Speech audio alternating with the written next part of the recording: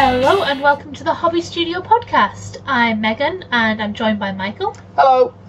And Michael, what have you done this month, hobby-wise? What have I done this month? Oh, well, I finished off my Drop Fleet Commander ships. That's for a lovely game by TT Combat. I say ships, I just finished one fleet, the Scourge. Used some lovely colour shift paint from Turbo Dork. That stuff is amazing. I love it. It's lovely. It's really nice. Metallic colour shift. It's lovely. Did some more Necrons. Did a few bits from my Zone Mortalis terrain. Some armoured containers. Now, if you follow me on social media, I've done a lot of armoured containers. I think these were my 33rd. Wow. In total. So I think I've done a lot of them hanging around. There's some in pretty much every box of terrain you've got. Well, it's not helped that we literally have one box of terrain, because we run a heresy event every year.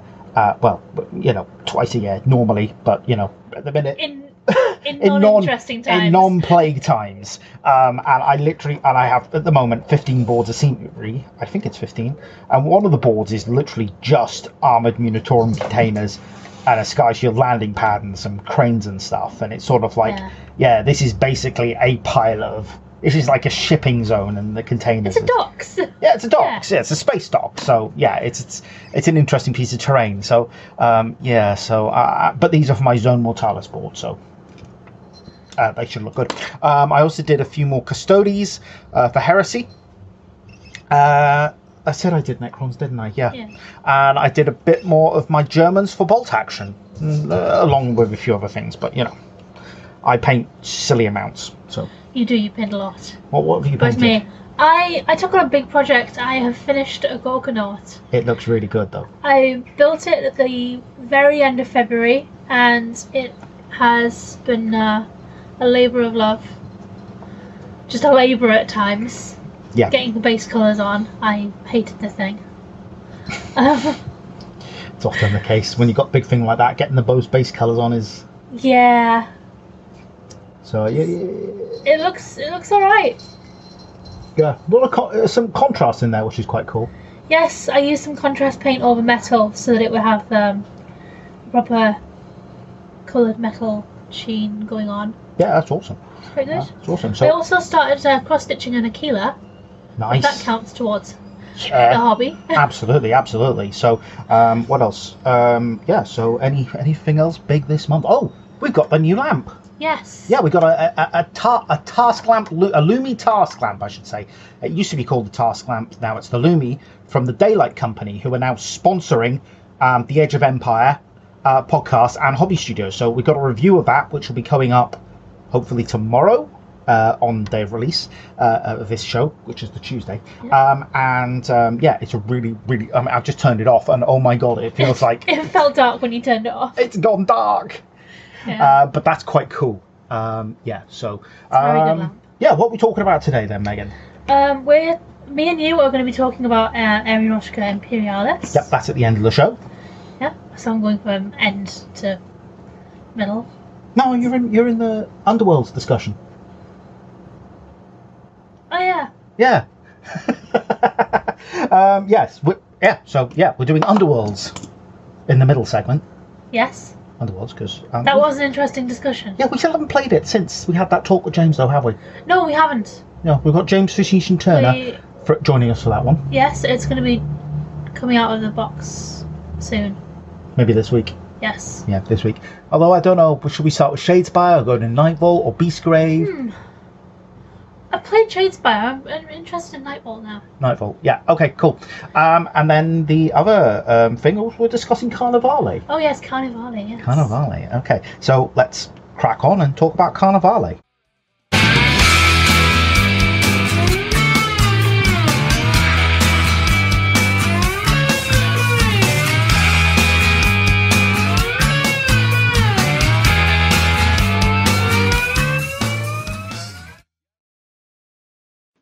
Hi guys, I'm now joined by Donald, aka Wookie Gunner.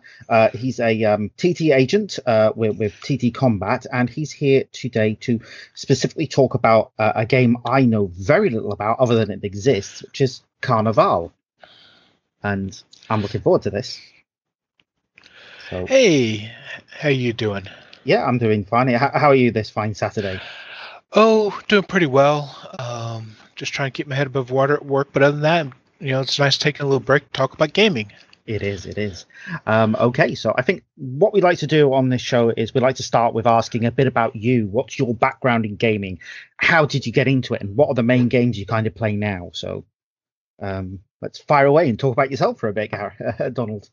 Sure. So there's a couple of things I want to kind of define for the listeners because I know I'm going to do it, and it'll make a lot more sense to understand it.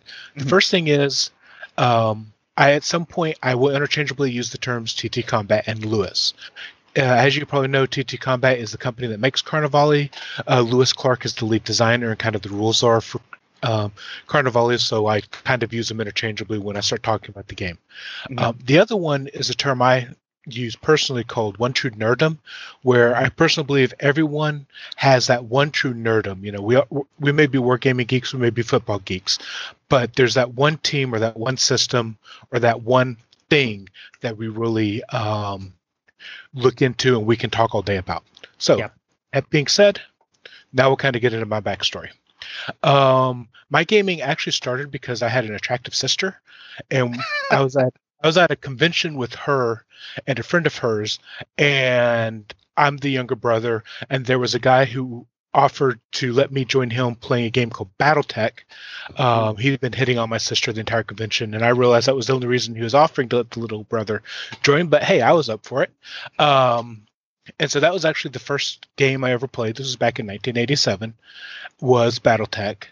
Fell in love with the game, kid of the 80s. I grew up on a robot anime, which is what Battletech is based on. Yeah. Found a local gaming store that played Battletech. Parents took me over there on Saturdays. Eventually went to college, found another gaming store. Fell into Games Workshop because at some point every gamer has to play Games Workshop. The 40K was a little more competitive than I wanted.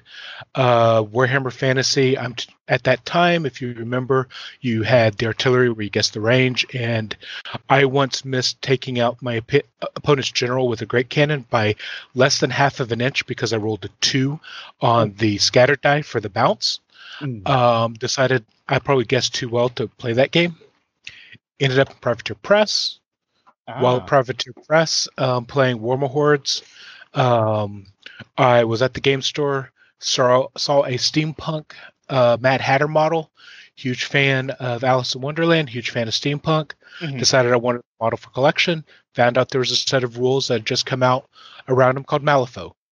Played Malifaux. That became my primary game through most of first edition and some of second. Went back to Privateer Press for a while. Then kind of dropped out of the scene for a bit.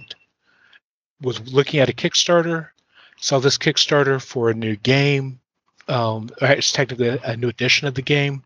Yeah. Some of the models were Commedia dell'arte, which is actually my one true nerdum, and fell in love. And that game was Carnevale. And since then, I've pretty much stuck with Malifaux and Carnevale as my two primary games. So very sort of historical fantasy sort of. Yeah. It's funny how somehow I gravitate toward games that involve, and so there was a big tear in the space-time continuum, which is actually, I don't know how much you know about Malifaux, but both Carnevale and Malifaux have this idea of an alternate world concept. With Malifaux, it's the Breach. With Carnevale, it's the Rent, and that's where magic comes into the main world from. Yeah, so very, very low fantasy, but that's not a bad thing. Right. Yeah, awesome. So that's kind of my history. Like I said, I bounced around a bunch, but I've kind of found stuff that I like now and seem to be going forward with it. Yeah, I mean, that's a very familiar story to a lot of war gamers out there. I think a lot of war gamers have, obviously, as you say, everybody does Games Workshop at some point. Malifaux,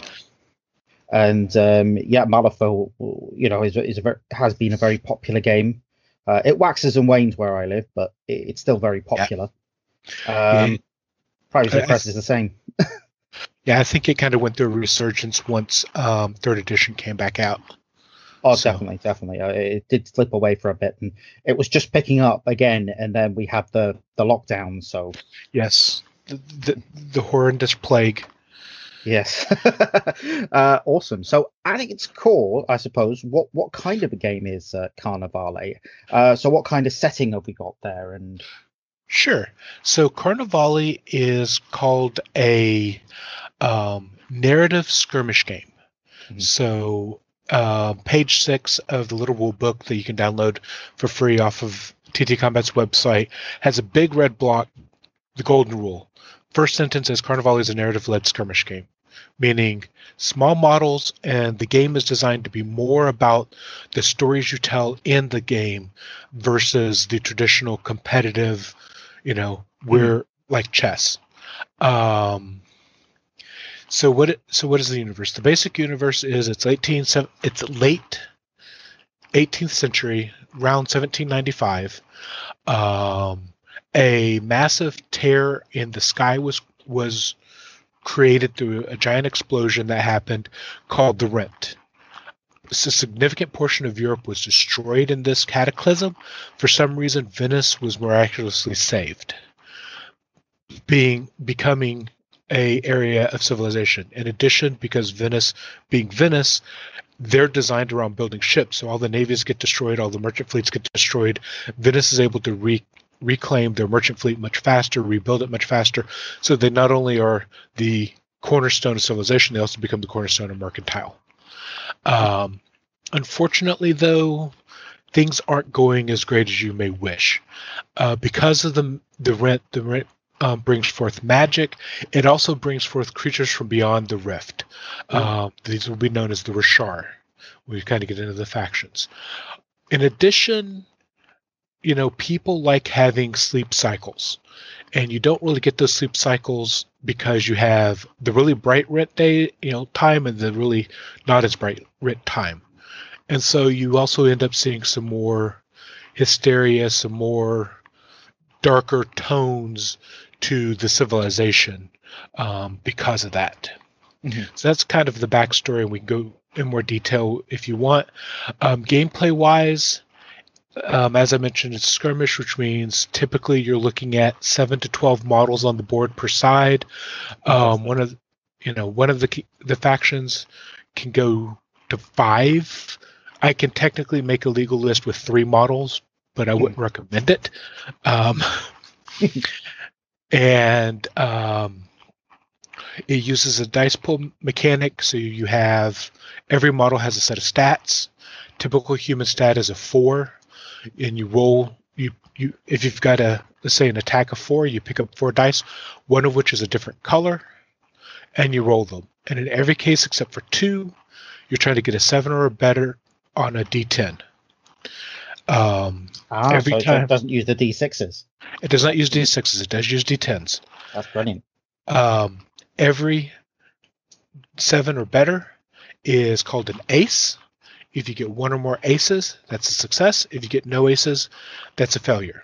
And then in addition, because you've got that 1 die that's different, if you roll an ace plus a 10 on that, then that's considered a critical. You get additional bonuses. If you roll no aces and you roll a 1 on the wild die, then that's considered a fumble and you get negatives. Mm-hmm. One of the nice things is the wild die does count as a normal die. So if you roll 1 ace on a regular die and a 10 on your wild die, that counts as 2 aces. And that comes into play in a lot of places like combat, for example. Right. And that's very, very quickly the 5-minute spiel of the basic mechanics. You have the target numbers. Most of the time, you're rolling a set of dice. Sometimes you have an opposed, where you and your opponent both roll. You take their aces, they subtract out of your aces, and then whatever you have left is how you calculate your level of success. Right. Okay. Sounds relatively simple. Yeah, it's really nice in that it is designed to be a fast learning, fast playing system. Mm-hmm. You've got most of your stuff is just a flat number. As I mentioned, that there are 2 times when you don't use a 7. That is when you're attacking somebody, you use their dexterity plus a weapon stat called evasion. Mm-hmm. And it's a flat, most of the time it's a 0. If it says a 1, you add a 1. If it says a -1, you add a -1. Really simple. Right. The other time is when you're casting spells, where you each spell has a difficulty, and that's your target number instead of a 7. So literally, that's the dice are actually coded. If you buy the official D10s, they're 7, 8, 9, and 7, 8, and 9, and 10 are all a different color, so they even make it easy for you to tell on the standard.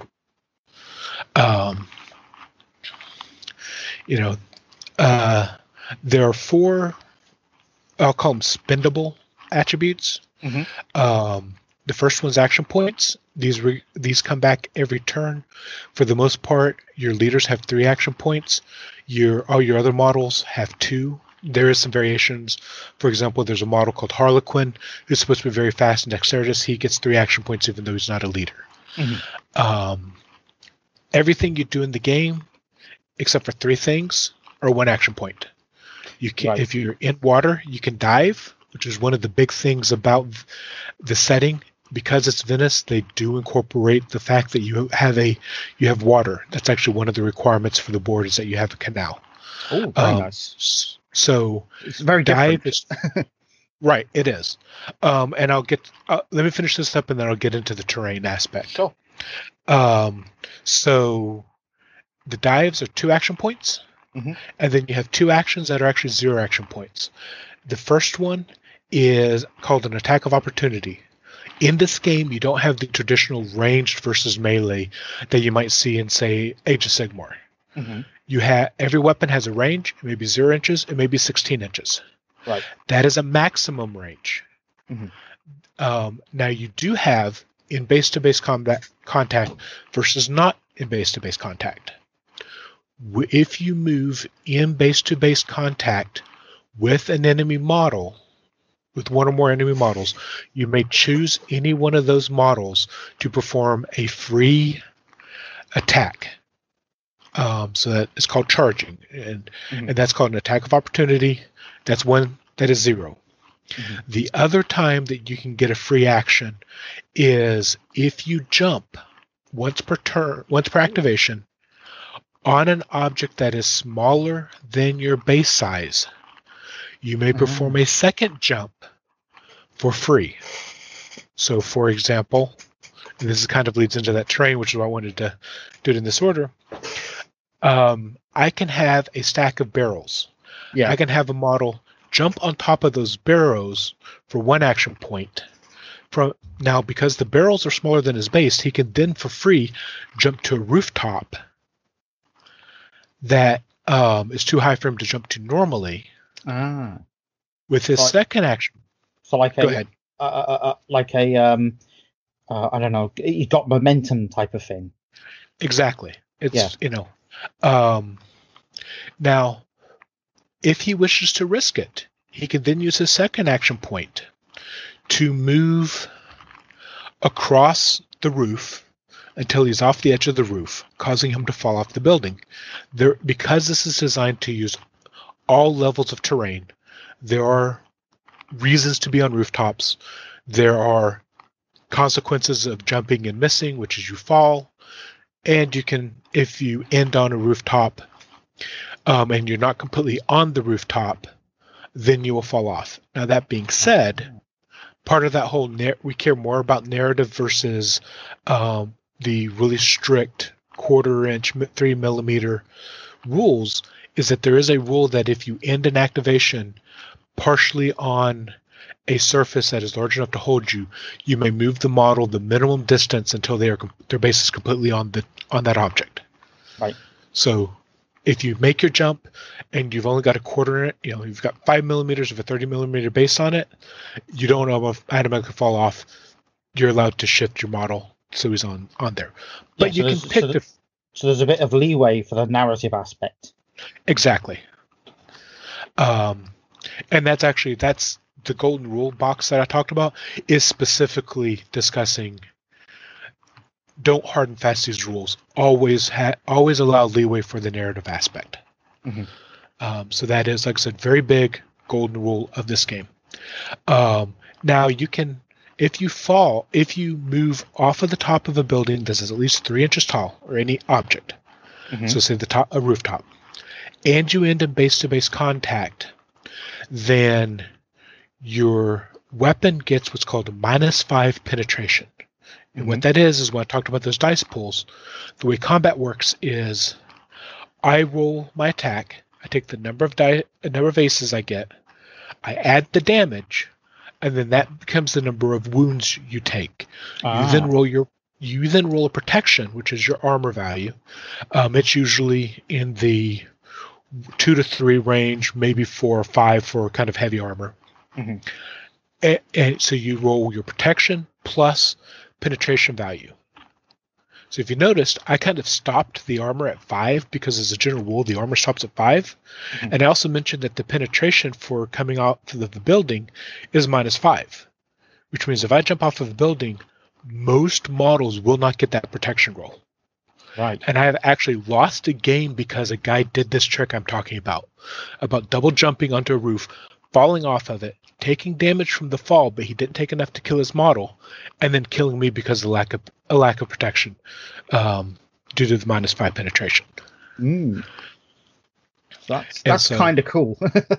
Yeah, and that's what I like about that, and that's that narrative thing is because when you're playing games, there's always that story you remember, and Carnevale is much more about the stories you remember at the end that you tell at the pub than it is about the actual minutia of, well, is he an 1/8 of an inch in range or 1/8 of an inch out of range? Yeah, absolutely. I mean, my favorite game, it was 40k, but it was sort of like the game ended in turn 2 because we just completely obliterated everybody, and it was kind of epic. Right, and that is. Yeah, and that is also one of these things about because this is a skirmish game, you aren't going to necessarily be pulling models off the board every turn, which is also a nice thing. Oh yeah, it's very nice. If you're a slow painter like me, you look at 30 models in a unit, and you're like, Yeah, definitely. I know those feels. Yeah. I used to play Empire back in the day, and I must admit, I'm looking at games like Song of Ice and Fire, and I'm like, that's a lot of models to paint. Yeah, though I've heard really good things about the gameplay of Ice and Fire. Yeah, same here. But like I said, that's really, other than knowing all the movements, or knowing all the rules. You have movement, which is horizontal, it's your standard ruler. Difficult terrain or vertical, you roll a d6. Or I'm sorry, you don't roll a d6. You roll a basic dex. As long as you get 1 ace, then you can move your full movement either up to the side. One of the cool things is that if you are moving vertically, then models don't block. Normally models block movement, which means that you can run up the wall and around somebody if you need to get around them. Yeah. Let's see. I've already talked about combat. Swimming is as simple. If you start in movement, or if you start in water, your movement's at a -2 unless you have a special rule called Water Creature, which removes that rule. Models do have special abilities. A lot of the special abilities are expert something, which basically means that you reroll dice. You can't reroll the wild die. You can't reroll dice that you've already rerolled. That comes into play because there's a rule. You could attack me, and then you have a rule that allows you to reroll misses, and then I have a rule that forces you to roll aces. Well, any die that you rerolled that was a miss to an ace, I can't then force you to reroll to turn it back into a miss. Okay, that makes perfect sense. Yeah, and the kind of 10 to 15 minute overview of the rules, that's kind of the rules. It's actually pretty simplistic. It's designed typically around objectives. If you've got the big rule book, it has scenarios in it. To reiterate that whole narrative thing, there are 35 scenarios in the main rule book. Oh, that's a lot. That's nice. On top of that, these scenarios are grouped into 7 5-scenario starters. So each of those groups, there's kind of one that's generic, and then there's ones for each of the major factions. Ah, right. So if you're doing the one for, say, the doctors, and I'll kind of go through the factions now, if that's okay with you. Yeah, sure. The doctors, and I can't say their full name. The stories are about experiments. They are your mad scientist faction. Mhm. They also have an interesting thing that's referred to as the battery mechanic, where I mentioned earlier you've got the currency, which I actually didn't go through all of them. So the currencies are your action points, which return every turn. Yeah. Your life, which is your hit points. Mhm. Then you have willpower, which is used for casting spells or for adding dice to your pool. Right. So if you really need to hit them, you can spend will. Mhm. And then you have command points. Not everybody has command points, but those that do, most of them, but all of your leaders have command points. And then there's that, and they can be used to activate special rules called command abilities. There's a bunch of other stuff that they do, but the other big one is the way you roll initiative.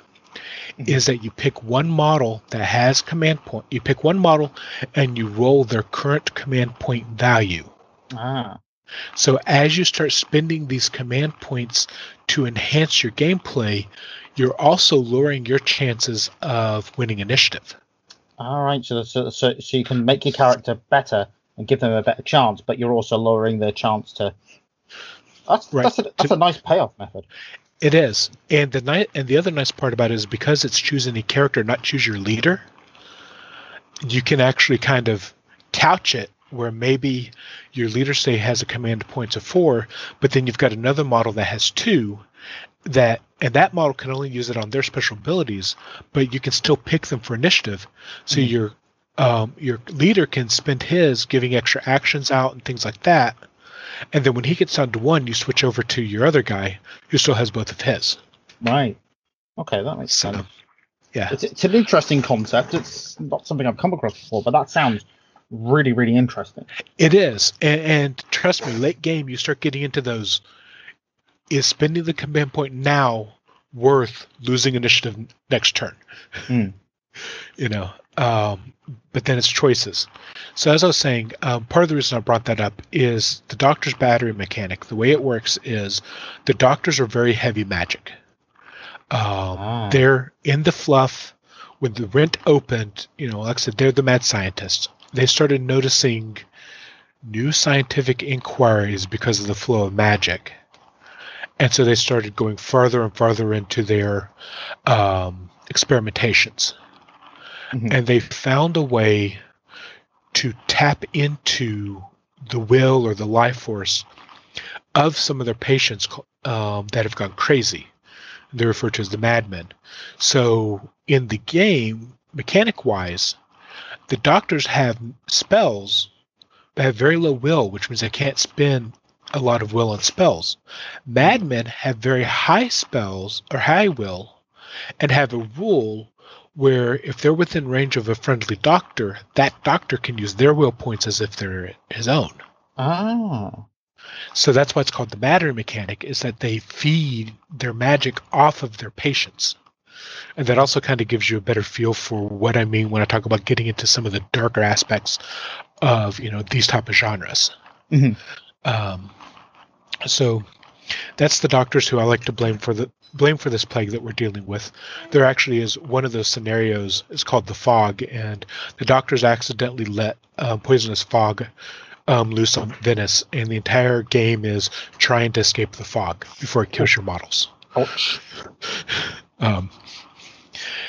So along with the doctors, I've already mentioned the Rashar. The Rashar are going to be your monster faction, along with the doctors. Needless to say, they've got a lot of the classic tropes in the doctors. The island of Dr. Moreau. They have a Dr. Moreau type character, so you do have a gorilla that has giant bat wings that have been grafted onto it. So yes, you can play a flying gorilla. Flying gorilla. Yes. I like it. So you've got your Rashar, which are the creatures from across the rent. They also have the Church of Dagon, which is how they bring in followers to help, with the stuff on this side, And oh yeah, the monsters can eat the followers in game, or Oh, the slaves. So they bring in followers, they enslave them. Then the monsters can eat the enslaved to get hit points back. that's kind of dark. I like Yeah. it. Yeah, it is. I mean, if you like the grimdark future, you'll probably like a lot of the themes in this game, because they definitely went into that dark side of classic Frankenstein level Yeah, it sounds like literature. That Roshar is actually the faction that I primarily play.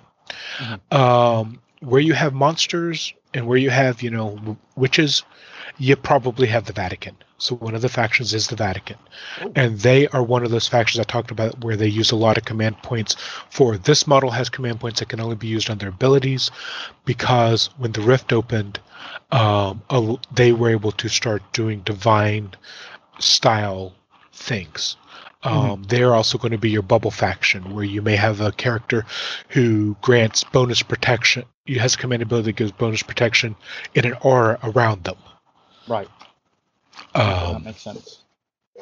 So you've got your nobles, which are the patricians. The patricians are your classic Shakespearean style nobles.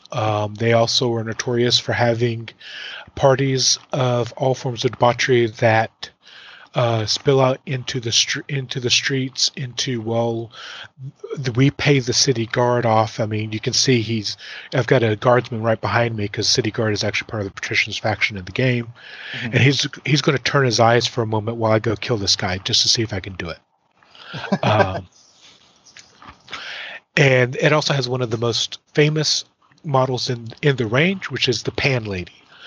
She is a lady that she's household staff, and with household staff, you can either take a really cheap pistol that you can actually shoot in melee. As I mentioned, there's no minimum range on weapons, or you can take a cast iron utensil, which gives you stunned. Stun gives you -1 pretty much to all of your attributes until the end of your next turn.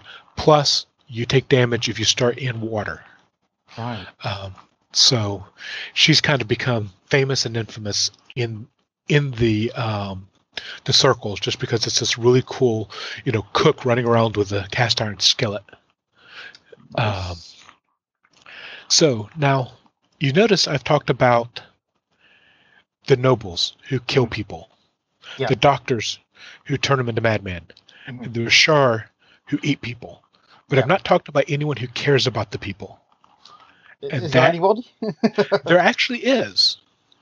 That is the guild. So it originally started off with the Thieves Guild. And over time, the Thieves Guild kind of started incorporating in all the other guilds. So, the Blacksmith Guild, the Barber Guild, the Courtesan Guild, and created this mass thing, ran from the shadows, just known as the Guild. And that's kind of your every person, tradesman faction. Now, when people ask me to explain to them the theme of Carnevale and how it plays, what I tell them is to go look up the Guild Starter Gang and look for the Cappadecina model. I never describe it, but everyone knows which model I am talking about. Okay, I'll take a look. And then the other fun thing about the guild is that they have the grandiose cult of the end of days, also known as the Punsanellas. And one of the reasons I'm bringing up the Punsanellas specifically of all the sub-themes is it shows one of the things that I really love about this game, love about Lewis, and love about TT Combat. The Punsanellas have a rule called Mindless across the board. Mindless says that they do not count for victory points for objectives. Yeah.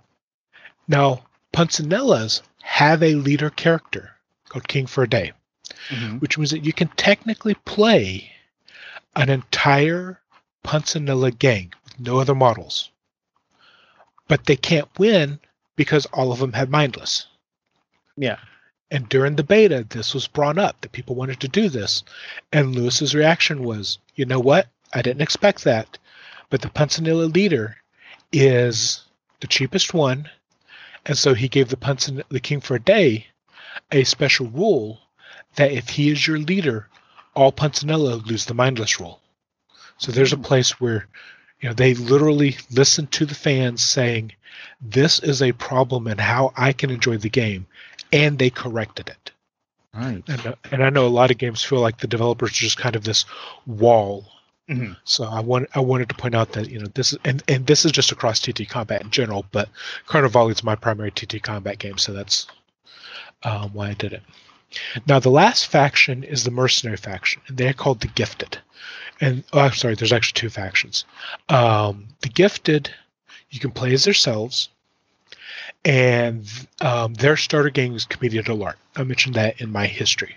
Mm-hmm. And you'll probably also notice that I mentioned I play Rashar, which is really weird. The Gifted are going to be a very elite faction. They all have magical abilities that aren't spell casting. Mm-hmm. For example, the Commedia dell'arte, in real life, they were acting troops that had archetypical characters that became tropes, and I'm not going to go into that because you don't have time. Yeah. But in the game, one of the troops started manifesting the attributes of the characters they were playing.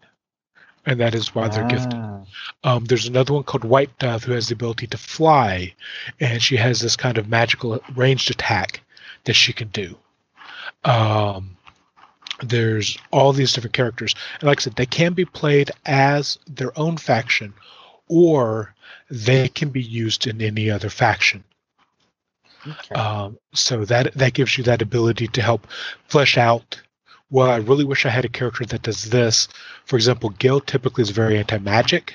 Mm-hmm. They do have a model called Black Lamp, which actually is an anti-magic lamp to help with that. Mm-hmm. But you can take gifted spellcasters to help bolster if you feel that you really need spellcasting in a guild gang. Right. So they're sort of like the a friend of everybody.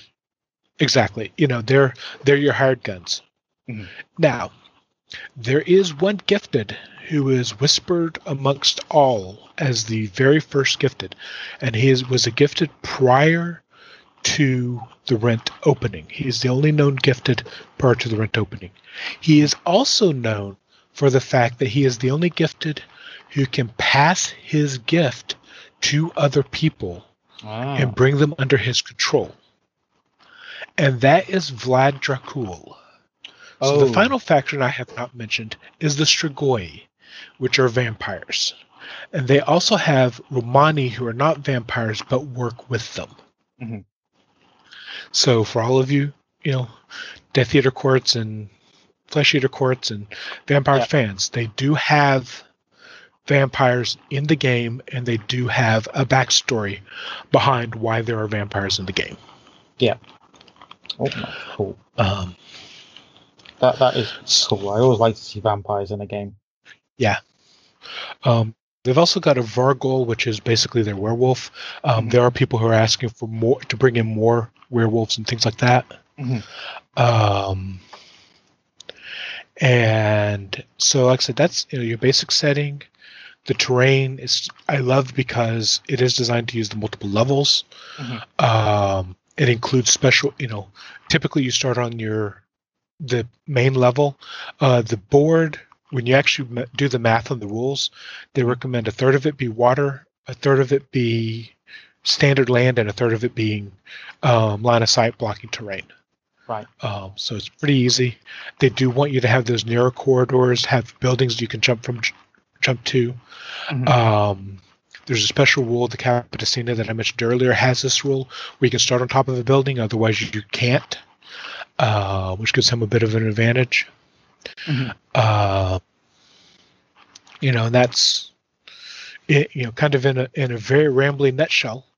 That's a lot about the game. So, now that I've given you a wall of words, did you have any questions or things you wanted me to kind of expand on? It's definitely a very interesting setting. I mean, 1793. It's not a particularly standout period of history, I guess. At least for me, having done British history at school.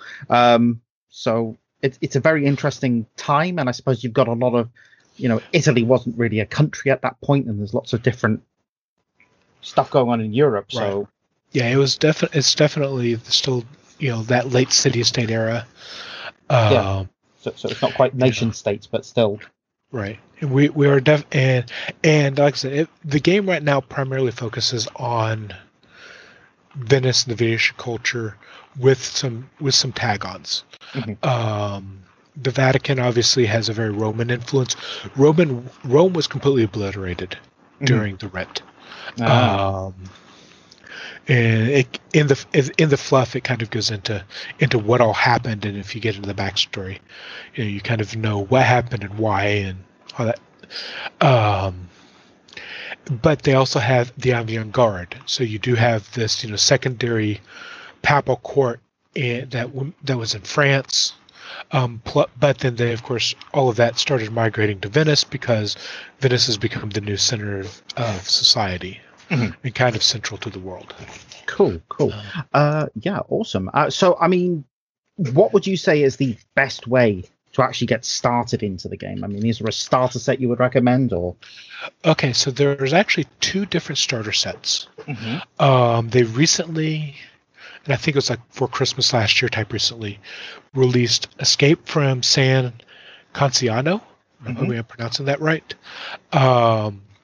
And that is going to be your traditional GW style starter.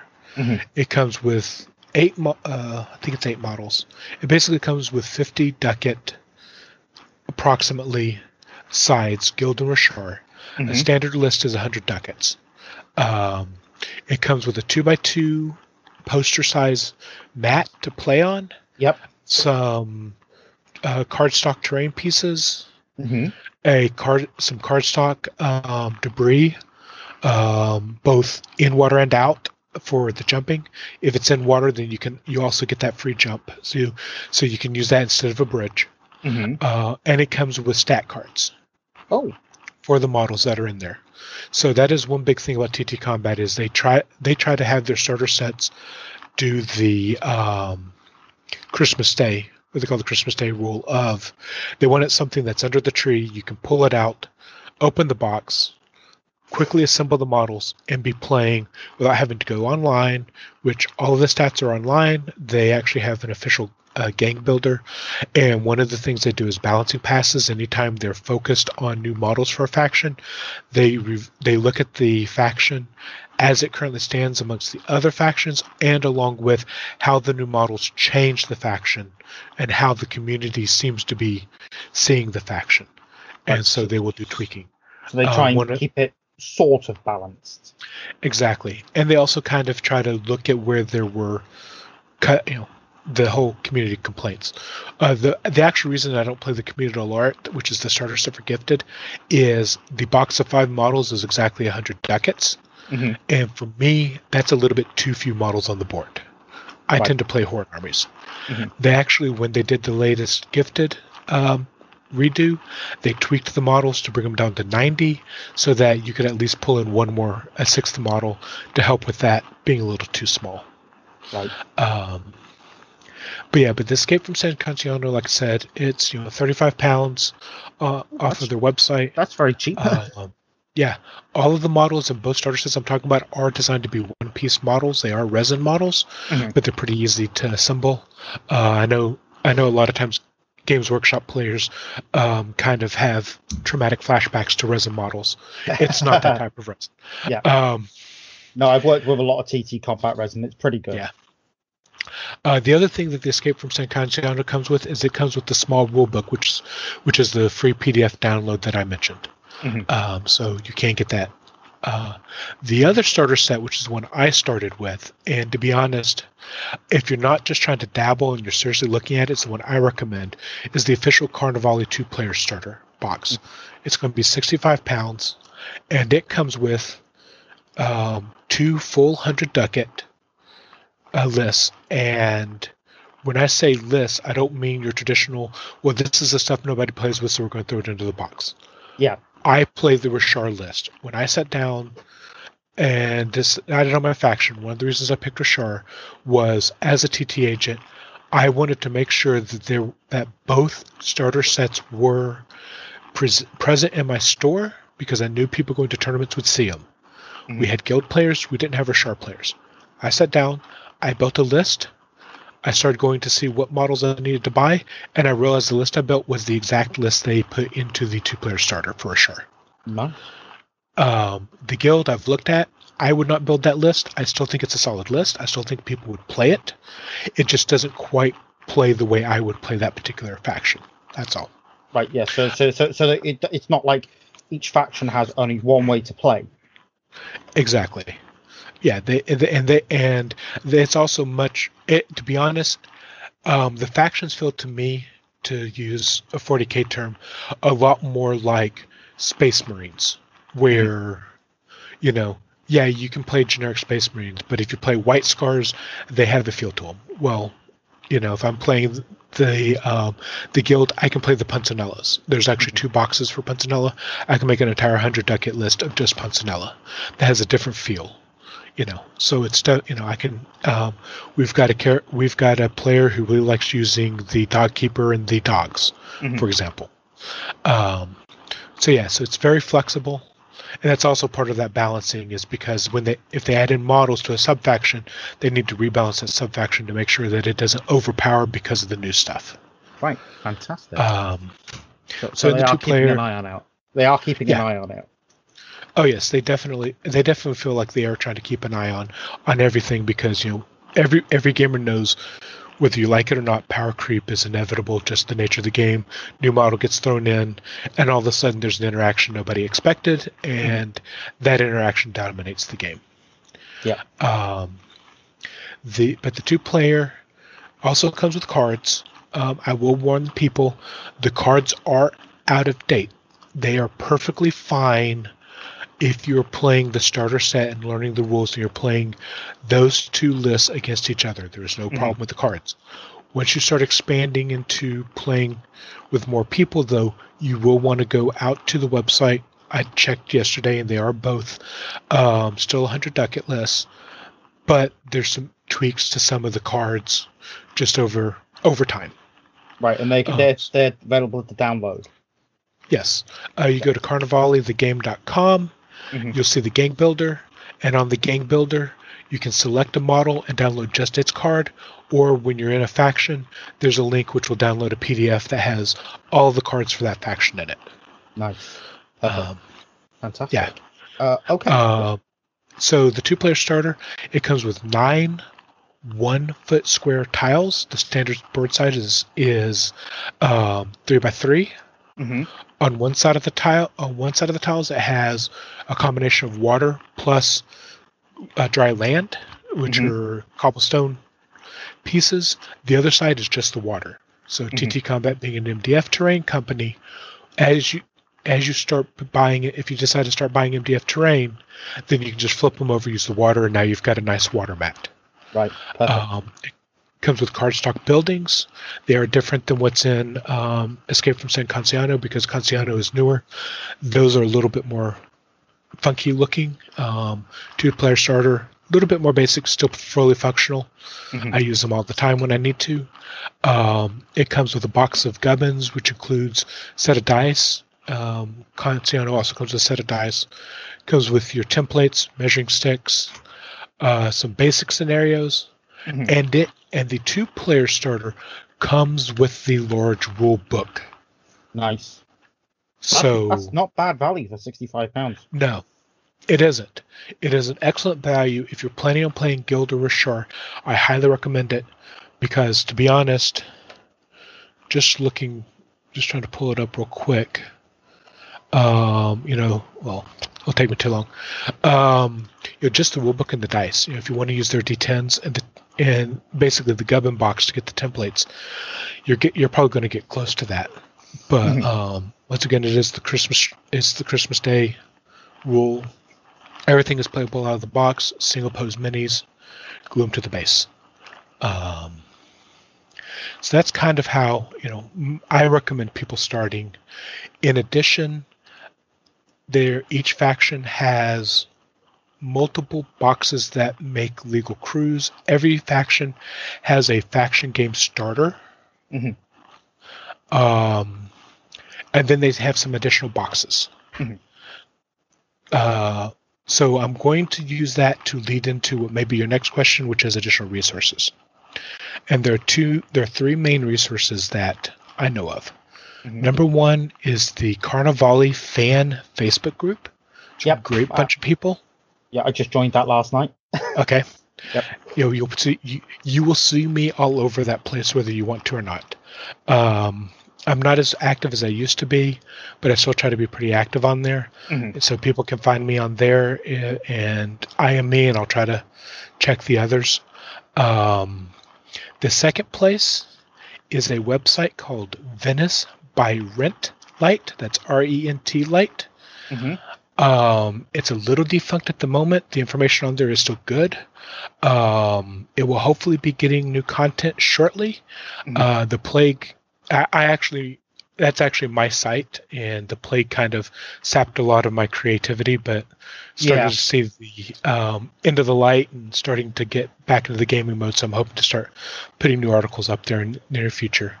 And one of the articles on there, I have gone through, at least at the time of the posting, every single box that you can buy for Carnevale, mm-hmm. and I've listed the ones that make legal forces, and at the time of the posting, the points in that box, because there are some, the army creation rules are you have to have one leader, and then there are heroes and henchmen, and you cannot have more heroes than you have henchmen.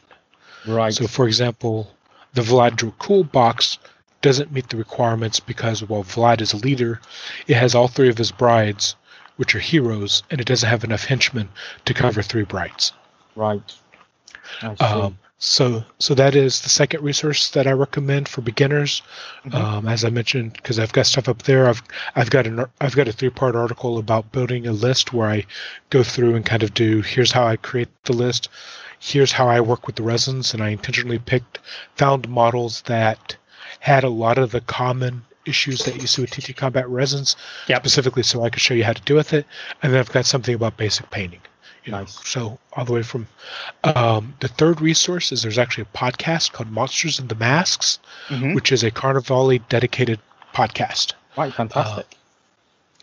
So those are the three big ones. And like I said, they can get me on Facebook, or Donald Gaither at ttagents.ttcombat.com mm-hmm. is my agent email. People are welcome to email me if they have questions. I will warn people for the next couple of weeks after this gets posted, basically until the middle of April 2021. My work is going to be a little hectic, so I may be a little slow answering. Mm-hmm. Please forgive me for that. But I'm always happy to talk people's ears off about Carnevale. Yeah, no problem. And I think my last question would be, what's your favorite model in the game, whether that be in terms of sculpting or gameplay? So I like some of the aesthetics. And mm-hmm. As I mentioned, what brought me into this was actually the models. So mm-hmm. I think I've kind of got two. Once you get past the Puntanilla, just as a general, because I love the Puntanilla's aesthetic, is Pan Lady, which I've already mentioned, which is in the Patrician's Starter Gang set. Mm-hmm. And then the alternate sculpt for the Scorpio Marksman. Now, mm-hmm. the Scorpio Marksman is this guy in full metal armor carrying a ballista. And it's a large base model, and in the normal sculpt, there's an altar boy standing in front of him. And I made the joke, I wanted to see the altar boy holding up the ballista as like a tripod. Mm-hmm. And Lewis just responded, wait. And then shortly thereafter, so clearly it was already in the production line, they released the alternate sculpt, which is this guy in full armor holding a giant ballista with the altar boy in front holding it up like a tripod. That sounds awesome. Yeah. Oh, fantastic. So, that's brilliant. Okay. Yeah. Oh, brilliant. Well, I think that's about all we've got time for. So Okay. thank you very much for joining us. Yeah. And we'll probably have to have you on again sometime to talk about Carnevale some more. 'Cause Sure. It does sound like a fun game. And Oh, definitely. if the girls hear this, they'll probably scowl at me for wanting to buy another game. You just need to show them the models and get them interested in it, and then you've already got people to play with. Exactly. All right, awesome. Well, thank you very much for joining us, Donald. No problem. Talk to you later.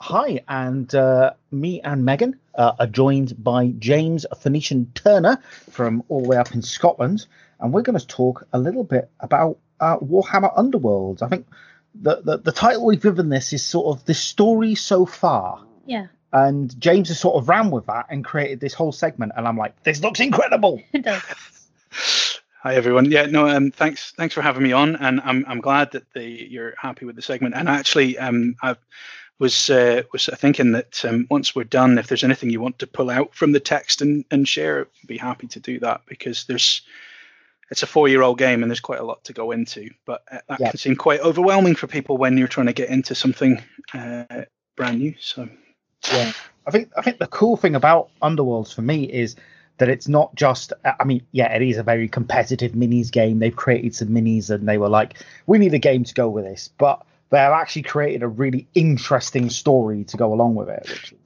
Yeah, definitely. The narrative is probably a bit lighter than some of the other games, but it fits in with the wider narrative of the Age of Sigmar universe, and the games themselves have got quite a fun narrative. Every warband's got a reason to be there, which is quite cool as well. Yeah. So without further ado, what we'll do is we'll do what we do with it when we have anybody on for the first time, and we'll ask a little bit about yourself, James. Where have you come from in terms of the hobby? How did you get started, and what do you play now, and what are you most enjoying? So I was vaguely peripherally aware of Warhammer because there were models on the shelf in a model shop when I was a kid. I was sort of about 10 or 11, but it wasn't until I was in my early teens and I was round at a friend's house. It was a chap called Chris, and I wish I knew where he was now, but I don't, unfortunately. But I was round at Chris's house, and his dad had been on at him for ages to tidy up some mess that was in the garage, and in that way that teenagers petulantly do, it was all right, I'll do it now then. So I followed him out to the garage, and he starts chucking stuff into boxes and then pouring stuff into bin bags, and he grabbed this box that was full of metal and plastic bits, and I had no idea what any of this stuff really was, but I was like, whoa, you're chucking that out? And he was like, yeah, I don't want it anymore. So I went home with a big cardboard box full of things that I had no idea what they were, and a handful of White Dwarf magazines, and rapidly started figuring out what everything was. And that was probably, well, it was in the mid-90s, so it would have been second edition.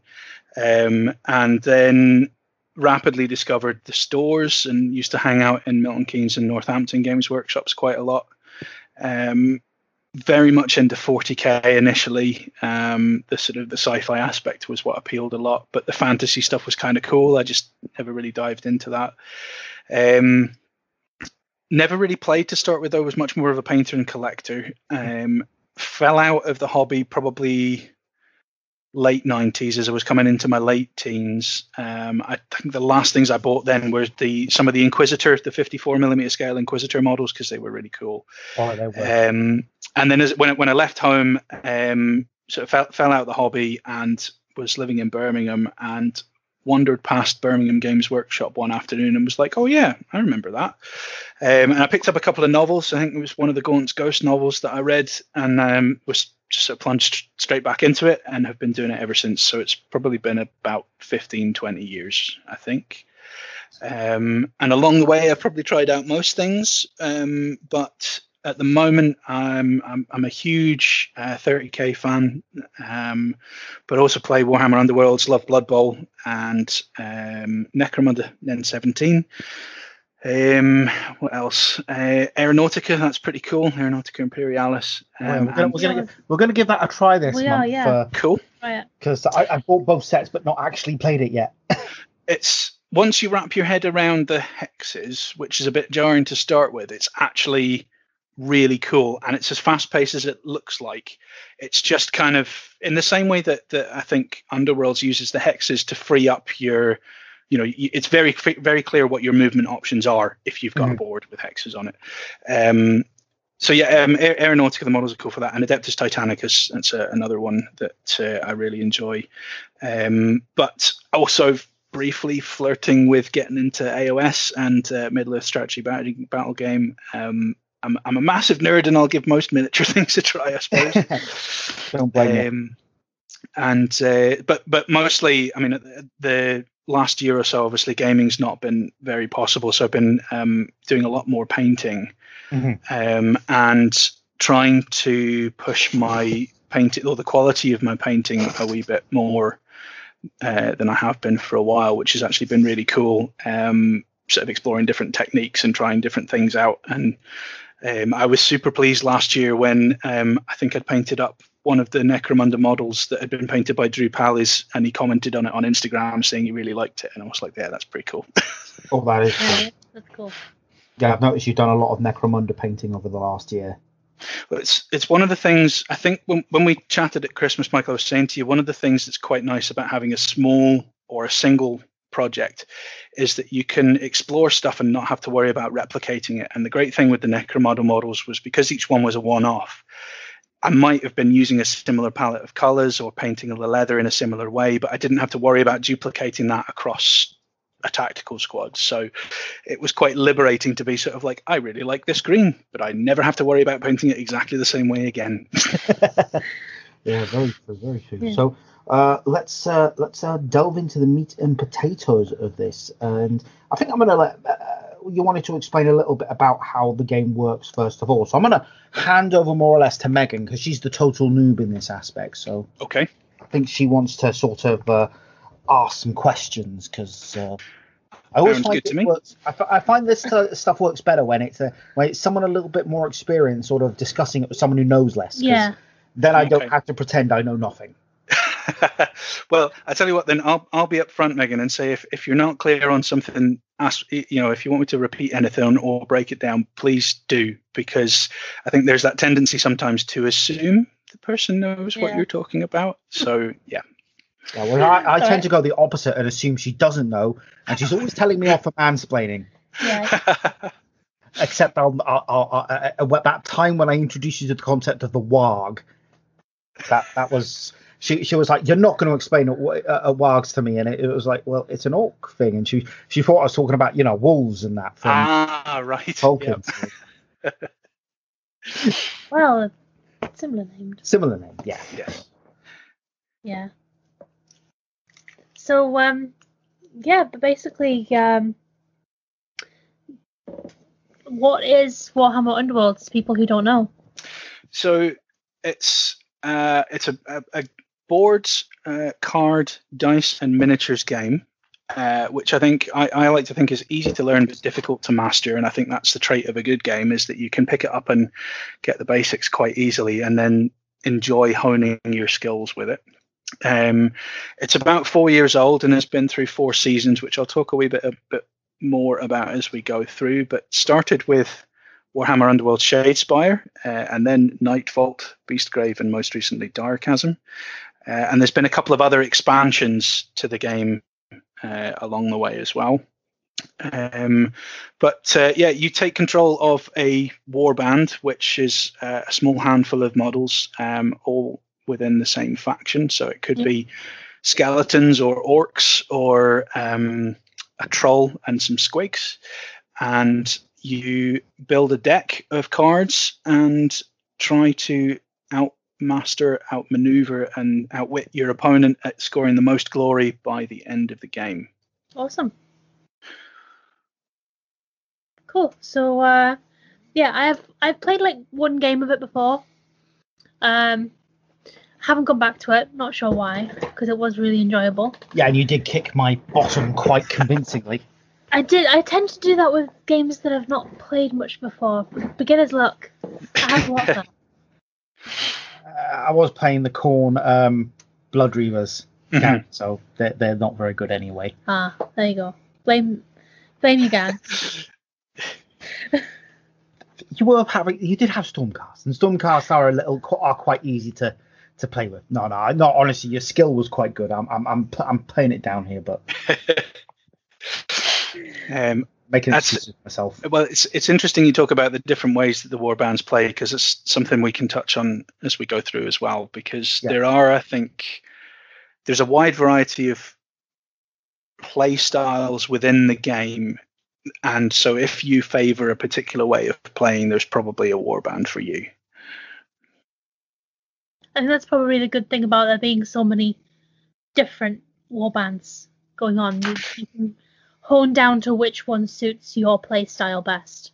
Yes, yeah, absolutely. And one of the things that's happened as the sets have been released is that the Games Workshop and the developers have said, one of the things that will remain valid throughout the lifetime of the game is the warbands and the cards that are associated with their faction. So they might not be hyper competitive, but you can still use some of you can still use any of the warbands, whatever stage the game is at.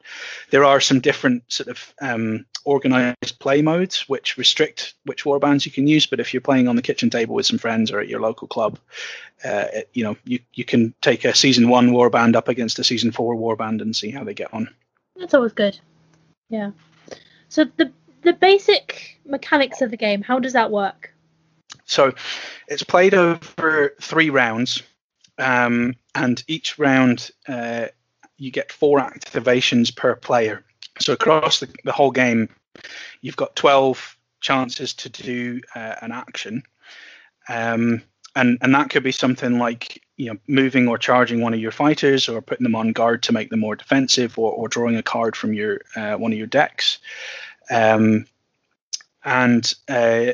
But there's also different phases within the turn. So you have the action phase, and then you have what's called the power step, which is where you can start using cards to try and influence the way things will work. And that adds like a whole other dimension to the game. Both players get to pitch in the power step. So you could have what looks like a pretty cunning plan, and then your opponent can trip you up by playing a card, or vice versa. Mm-hmm. And the goal of the game is to be the player with the most glory points at the end, which is actually pretty cool, because it means that you can lose all your fighters and still win a game. That's kind of rare, but you don't necessarily win by just wiping out your opponent's warband. You've got some objectives that you'll be trying to score as well. Okay. And then one of the other things that's pretty cool is that each fighter's card, which has got their stats on it, is double-sided, because the fighters in warbands can do what's called, or they can get what's called inspired. So by fulfilling a condition like killing a certain number of your opponent's fighters, or maybe scoring objectives, you can get a sort of a boost as your fighters, get the momentum going, their blood's up, and they get better at fighting, or more defensive, or unlock some spells. And each warband tends to inspire in a different way, so that kind of maybe plays into it's generally they're quite fluffy. So if I remember right, the Khorne warband, Michael, that you were talking about, they get inspired by their being enemy fighters out of action. Well, no, I think it's anyone dying. If I'm that's right. I think as soon as someone dies, they're like, "Oh, we're inspired," and that fits with kind of them being a Khornate blood focused faction, and it doesn't matter whether it's yours or your opponent's fighters who's dead, because Khorne doesn't care where the blood and skulls come from. So nice. This sort of twists that play into the fluff of the faction that the warband comes from. Awesome. So you went through the glory points. Yeah. So how do you earn the glory points? So there's a number of ways. That the easiest one probably is killing one of your opponent's fighters. And one of the new introductions, actually, with the most recent season, is if you kill a fighter that's got more than 6 wounds, you get 2 glory points, because bringing down a bigger, heavier fighter is more glory worthy than killing a more fragile one. Yeah. But the main method of scoring glory is to complete objectives. So when you play the game, you've got 2 decks of cards. One of them is your power deck, and that's got things like spells and tricks and traps in them. And the other one is your objective deck. And this is a deck of 12 cards that you put together yourself. And it will consist of a variety of objectives. So it might be holding ground or holding specific points on the table. It might be moving in a particular way, or maybe holding ground in your half of the board and your opponent's board. But when you complete the conditions on them, either immediately, that's a surge objective, or at the end of a turn, which is sort of an end of turn objective, you will get a number of points roughly equal to the difficulty of fulfilling the objective. So I think there was one called Annihilation, which was pretty big in the early seasons, which was wiping out your opponent's entire warband. And I think you got 5 glory for that, because it was tricky to do, but you'd earn 5 glory points if you've managed to kill an entire warband by the end of the game. Yeah, it was a big it was a big ask to do it. Yes. But if you did it, awesome. Big payoff. Big payoff. Yeah. And obviously, when you're constructing your objective deck, you'll need to think about sort of the strengths and weaknesses of your warband. So if you've got slow fighters, you probably don't want to be looking at movement-based objectives unless you're confident that you can pull it off. If you've got relatively fragile fighters, you maybe not want to go for sort of hyper-aggressive ones. But I think one of the beautiful things about the game is that each warband's got multiple ways to play it. So you can really sort of tweak them in directions that you might not expect. And the deck building is it's an aspect of the game I really enjoy, because I think there's something rewarding about coming up with an idea and then seeing if it plays out and tweaking it a wee bit, changing some of the cards up a bit, and then playing a bit more. Mm-hmm. Mm-hmm. Cool. Definitely. It's very, very fun. So you've mentioned before about the idea of blocks, rotations, and game day. So maybe we can have a little bit of a touch on that. Sure. Yeah. So blocks and rotation is something that people who play other card games might be familiar with, but and Megan, I don't know if you play anything like Magic or anything like that. I haven't, but I'm sort of aware of some of the rules. Yeah.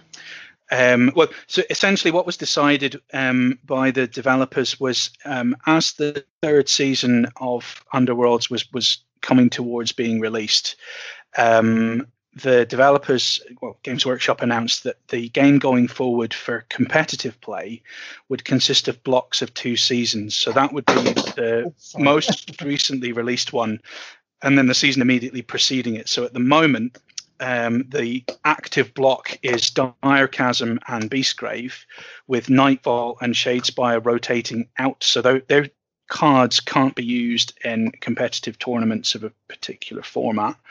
But again, if you're playing at home or if you're playing at a club and everybody's in agreement, you can use any cards in your collection. There's sort of no holds barred. But essentially what that means, I mean, there were some people who were a bit unhappy about it when it was announced, but having played a few card games myself already, the idea behind rotation and restricting the number of cards that are in active play means that you can, as a developer, you can push the design space without having to worry about 800 cards and how they interact together. It's also an opportunity to maybe reprint a card but tweak the way that it works. So if you've got in early seasons, there was a card called Healing Potion, which was seen in a lot of decks and was quite consistent in healing damage. That rotated out, but that then means there's room for the developers to do something different with a healing mechanic going forward and not have to rely on the way that it was before. And as I say, if you're just playing in a friendly game with folks, then you can use any cards that you want to. Yeah. The problem is if you leave stuff in for too long. I mean, we saw it with 40k back in the day when you had rules in there and codexes that were so old. Mm-hmm. And the way they interacted with any stuff, especially when edition changes happened, it got kind of like crazy, some of the things that people could do. Definitely. I mean, the other thing that I think is quite good with the rotation is that it reduces the buy-in for new players. Mm-hmm. So if you were wanting to play competitively, you would only need to buy sort of 2 blocks of stuff a time. If you're one of those folks like me who's been into it since the start, you've got boxes overflowing with cards, and you've got warbands everywhere, and a cupboard full of, well, a pile of plastic that you haven't touched. But I think that's part and parcel of this hobby, really. Yeah. She's giving me a harsh look here. We've all got the cupboard of shame, or the shame pile, but I'll give you the look, Michael, but some of that pile is mine. But yeah, it reduces the buy-in for new players if you want to play competitively, and it means that you're not going to have to worry about chasing down an obscure card from 3 years ago if you want to keep them moving forward. I think it's also worth pointing out here, when you said obscure cards, that that is actually that everything you buy is set. There's no randomization. Yeah. That's true. Yeah. So having to buy masses of other cards to add to the game. Yeah. No. So the release model is actually quite nice in that each season has a core set which contains 2 warbands and decks of cards that can be used by those warbands, and then a selection of universal cards. And then each other expansion throughout the season will include a warband and their cards, and then a few more universal cards. So by the end of the season, you've got a pool of, I think it's expanded again, so it's something like 600 cards in total for Dire Chasm. But you don't need to chase down like a card from another expansion. It's not sort of buying blind packs like Magic or Star Wars Destiny or anything like that. It's a fixed set of cards and a fixed location for where those cards are through the release schedule. Yeah, and you can even go on the website and preview the cards, so you're not going in blind saying, I don't know what I'm going to have here if everything's going to be useful. Yes, that's been a really useful aspect as we've seen Games Workshop become more interactive over the last few years. They've fallen into a really good habit of previewing the season and the warbands that will be in that season, and then in the run up to the releases showing. They used to be called spoilers when you got pictures of the cards, particularly in other card-based games. But actually, I think it's really cool to see what's coming, because you can, as you say there, you can figure out, you can plan purchases, and you can see what's coming as the season shapes up. And then those cards are added to an online deck builder. There's an official one for Games Workshop. There's a couple of unofficial ones as well. And as you say, that means you can almost try before you buy and figure out what you want to do with your decks, and then purchase the warbands you want. Awesome. So what about the different variants of the game that you have there? So, as you say, there are some that use different sort of pools of cards, as it were. Yeah. So Championship is the sort of main competitive one, and there's a varying level of tournaments available to you. So you could have like a local store-based tournament, but there's things like the Grandmasters, which is a sort of the best of the best, and they play at Warhammer World, and there's Fortune and Glory awaits you. That uses cards and boards from the 2 active block of releases, and it has what's called a Forsaken and Restricted or FAR list. So that's cards that are banned or controlled. So Forsaken cards can't be used in the game at all, and that might be where there's an interaction that wasn't intended, or it's a card that's featured in every single deck, and therefore it's being taken out of the game to allow more space for people to design decks without having that card consistently. And then restricted cards, you can only have 3 in total between the 2 decks of cards you have. But any warband from any season and their faction specific cards can be used in that format. There's Vanguard, which uses the cards, boards and warbands from the current season of Underworlds only. So Vanguard at the moment consists of Dire Chasm and any warbands that are available for that. There's Arena Mortis, which is really cool. I haven't had a chance to try it fully yet, but basically, I literally just bought that this month. I mean, it's a really cool idea, and I think it's a way of diving into the game without fully diving into the game. Sorry, Megan, I just cut you off there. I was just saying that's why it sounds familiar. He just bought it. Right. So that one, you pick a single fighter, and it's more like a multiplayer gladiator match. So you see who survives at the end. So there's still a fixed number of rounds and activations, but you win by being the last person alive and having the most glory, I think. And then finally, there's Relic, which is the sort of no holds barred, any warbands, any cards, any boards, and that's the sort of everything in your collection is on the table. So for folks who've been playing since season 1, you can really go to town and throw in all the cards that you really like, or some of the older warbands, and see how they get on. Awesome. Fantastic. So you said before about the different play styles for playing the game. Could you maybe talk us through those? Yeah, sure. So the sort of 4 main play styles for the warbands, although some of them will drift across them, but there's sort of the first one is aggro, which is really aggressive play. So it's mainly where you're focusing on killing your opponent's fighters and objectives around killing your opponent's fighters or causing damage.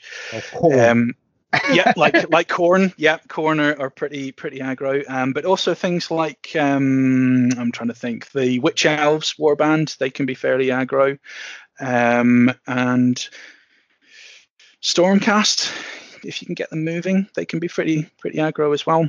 Then you've got hold objectives. So that's one of the aspects of the setup of the game, is that between the two of you put down 4 objective tokens on the board.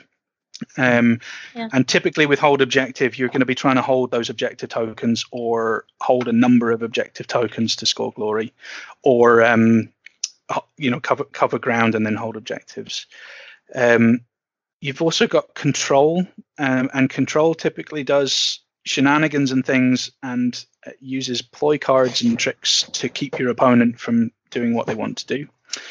And then finally, you've got flex, which is a mixture of any 2 or more of the above play styles. So let me see off the top of my head, the Wormspat, which is the Nurgle warband. They can be aggressive, they can also hold objective, and they can be control. So they're quite a flexible warband. And depending on the way that you build your decks and play with them, you can do what's called teching into, but you can play into a particular play style with the deck construction and the abilities of a warband. Mm-hmm. And that's not to say that you must play them in that way. So you wouldn't necessarily have to play Khorne aggressively. You could try for objectives, but you might struggle because that's not their primary play style.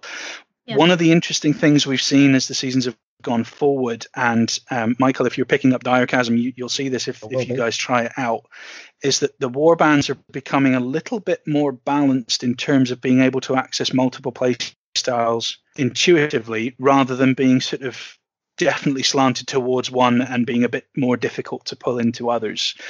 And I think it's a really interesting development, because obviously some warbands still, so the Oryx, the new Oryx and Beastgrave are still a very aggressive warband, but there's a little bit of hold objective play in there as well, so that they're not fully one-dimensional.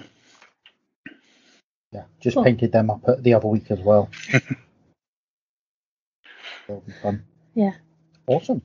So obviously we've touched on the fact that there's a deck building aspect of the game going on here. I think we're going to come back in a future episode and cover that a bit more in depth. But I mean, in the meantime, are you able to touch a little bit on that? Because I think sure. I mean, it's very foreign to most Warhammer players. Yeah, it's certainly. I mean, remember the first time I actually sat down with a warband expansion and a sort of a pile of cards and thought, how does this even work? And it can seem really quite daunting to start with, but thankfully in the core rules there's some really clear direction on how you build your decks. So I won't waffle too long, and if you're going to come back and focus on it, then that's even better. But essentially you've got 2 decks of cards. One is your power card deck. It's actually power cards. And that consists of gambits, spells, tricks, traps, things that you can do to influence the game. And then that can have a minimum of 20 unique cards in it. So one of the things that's quite good is with some card games you can have multiples of the same card, which obviously builds the consistency or the likelihood consistency of being able to draw those cards from a deck. Underworlds, it's always unique, so you can only ever have one copy of the same card in a deck. So your power deck has to have a minimum of 20 unique cards, and no more than half of them can be gambits. So you also got upgrades, which will be things that will boost your fighters' abilities and characteristics. So it might be making them tougher or faster or more defensive capabilities, like adding armor. It might be better weapons. And then your other deck is your objective deck, and that's 12 unique objective cards, and they can be either universal cards, so that's ones that any warband can use, or what's called faction specific, so they're specifically tailored to your warband. And each card, you'll go into this further in the deck builder, but each card's got a little icon in one of the corners that tells you what it is and whether it's tied to a faction or not. So it's quite clear when you're putting them together whether you can do that or not. Well, yeah, the actual iconography is very clear and straightforward, I found personally. Mm-hmm. Yep. So when you're building your objective deck, as I was saying earlier, you probably want to think about how your warband is going to sort of fulfill the conditions on them when you're putting them together. But another one of the really great aspects of the game as it's come forward through the seasons is that all of the expansions for warbands and the core sets themselves will contain a starter deck for that warband. It's not optimized, but it will give you a flavor of all of the possible things that they can do, and it will have enough upgrades and enough power cards for you to be able to use them consistently going forward. So you don't need to build a deck the first time you play, but after you've played the first couple of games, and Megan, you might see this as if you come back to it, you might sort of pick up the Stormcast and think, well, I like how that worked last time, but I'm not so sure about that card, and then you start swapping things about. So you don't need to build a deck right off the bat, but as you get more familiar with things, then the possibility opens up. that's great. Yeah, it's good that you have something to start with. Mm-hmm. You can then build on rather than have to approach from scratch at the beginning, which can always be daunting. Yeah, absolutely. And I mean, Michael, you mentioned about Dreadfane. So Dreadfane was a sort of a starter set in that it had 2 war bands and 2 pre-made decks in it, and there's a starter set, a specific starter set coming soon, which was previewed a wee while ago, which again is 2 war bands and then pre-constructed decks for those war bands. So I suppose the idea is to break down the barrier or the challenge of giving the game a try by removing the worry of deck building and getting you to try the game out first of all. Dreadfane was sort of like an exclusive American release, and then we just got the gangs and their cards later on, which was very cool. Okay, awesome. Obviously I know the story is a big deal, and we wanted to sort of touch on the story. So I guess that's where we go in, and we can sort of touch on the war bands each as they sort of go along, can't we? Yeah. Mm-hmm. Cool. So as I said before, the sort of the narrative. Well, I'm just before I dive too deep into the narrative of Underworlds, one of the things that I really like about the Age of Sigmar universe is that the mortal realms are quite unknown and unexplored at this point in time. There's quite a lot of detail as if you sort of read the core rule book, but it's a universe that can be expanded into with new races and new ideas, and we've seen that with some of the releases like the Ossiarch Bone Reapers and the Lumineth Realm Lords, the Head Knights of Slaanesh models and that kind of thing. But the other cool thing is that because it's fairly wide open, it's almost a realm or a world where anything can happen. Mm-hmm. And frequently does as well. So with that said, for anybody not familiar, in the Age of Sigmar universe, there are 8 mortal realms, I think, which correspond to the winds of magic, and in the edge of a place called the Desert of Bones, which is in the realm of Shyish, which is where death magic is prevalent. There was a city that was ruled by a group called the Cataphragnes, who through magic and technology managed to create a substance called shade glass, which allowed them to sort of keep the souls of their dead alive in mirrors throughout the city. And that preserved the knowledge and the power that they had for future generations, and sort of ushered in this period of prosperity, the likes of which the city had never seen before, and their fortunes flourished. But unfortunately, the prosperity drew the gaze of Nagash, who's the god of death and who was ruling Shyish. And anybody who knows Nagash knows he doesn't like to be cheated out of souls. He was angered at being denied this tithe that he believed he was entitled to, and so he used his pretty impressive magic powers to cast the city of Shadespire back out of reality and into a space between the realms. And it sort of trapped the cataphragms and the inhabitants of the city in a living nightmare for the rest of eternity. So there's a sort of remaining shattered husk of the city in Shyish, but it's no longer limited by the laws of physics such as they are in the realms, and it's become an impossibly vast and hopelessly tangled maze of chambers, halls, and towers. If you think of those paintings of stairs and towers and everything going in opposite directions, that's kind of how it looks. And as has always been the way, the temptation of fortune and glory draws explorers of brave or foolhardy people and warriors of all races to come and try and pick over the ruins. But if you venture too far into the ruins, you'll find yourself actually sort of trapped and transported to the metaphysical city of Shadespire. And you can't die there. So you're sort of trapped in this everlasting cycle of dying and being reborn, and an eternity of bloodshed, which was where we found ourselves entering into season 1, which was set in the city of Shadespire.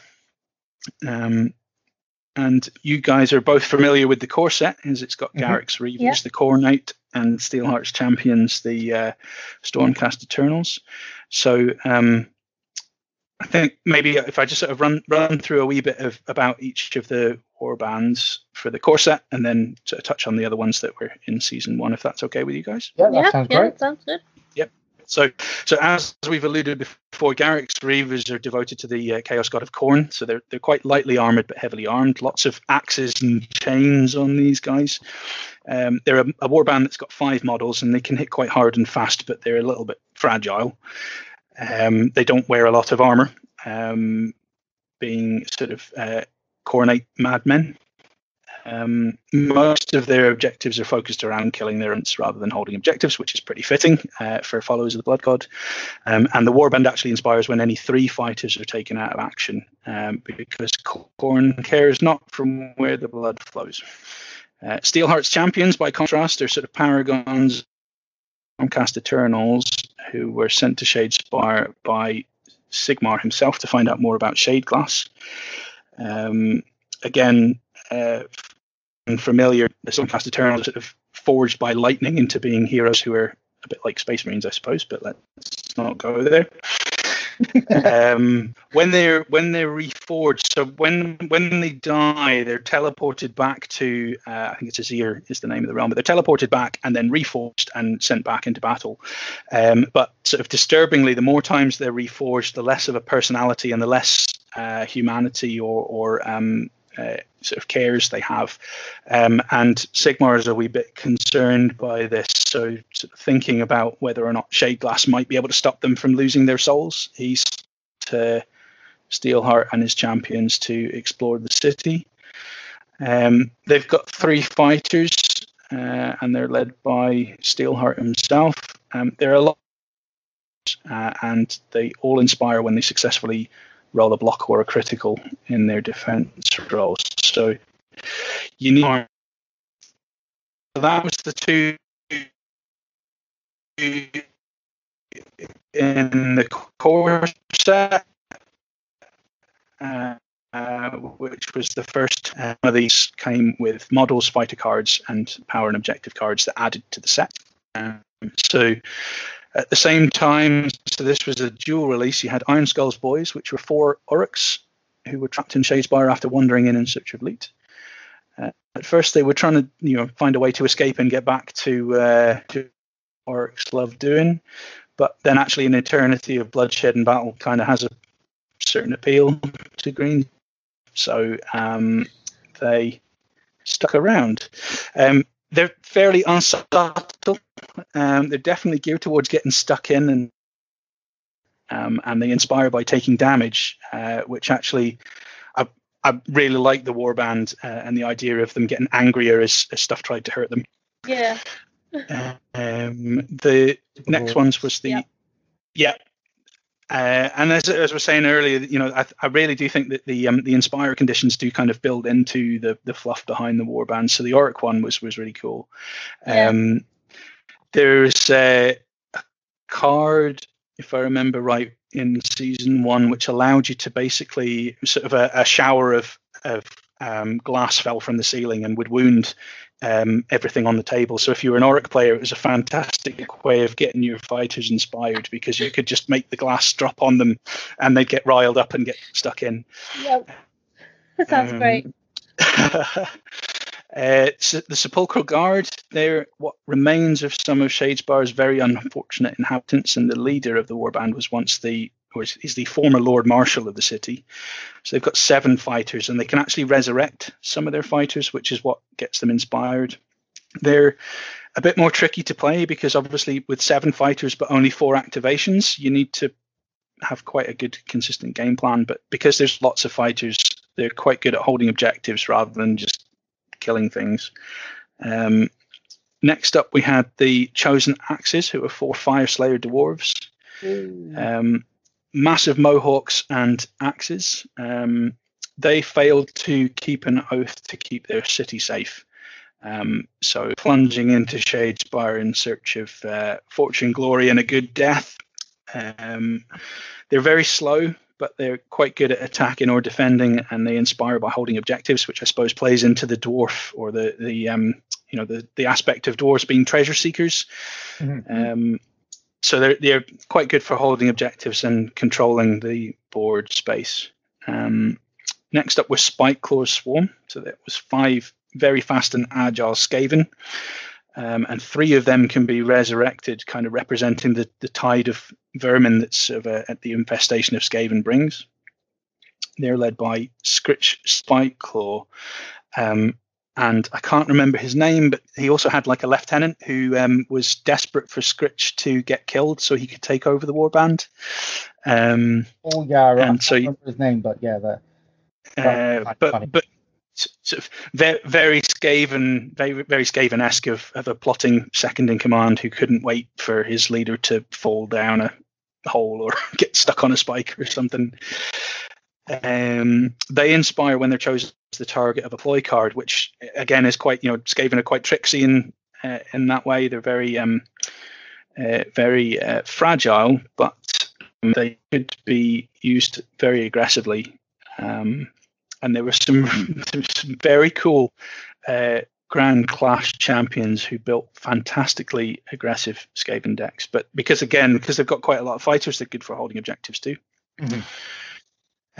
Next up, we had Magore's Fiends, who were also Khornate. And you can see here the parallel of sort of version 1 of Age of Sigmar had the Stormcast versus the forces of Khorne. So that kind of plays into season 1 here as well. And so they're the heavily armored devotees of Khorne. So they're a bit slower, but they hit harder and they're a lot more durable.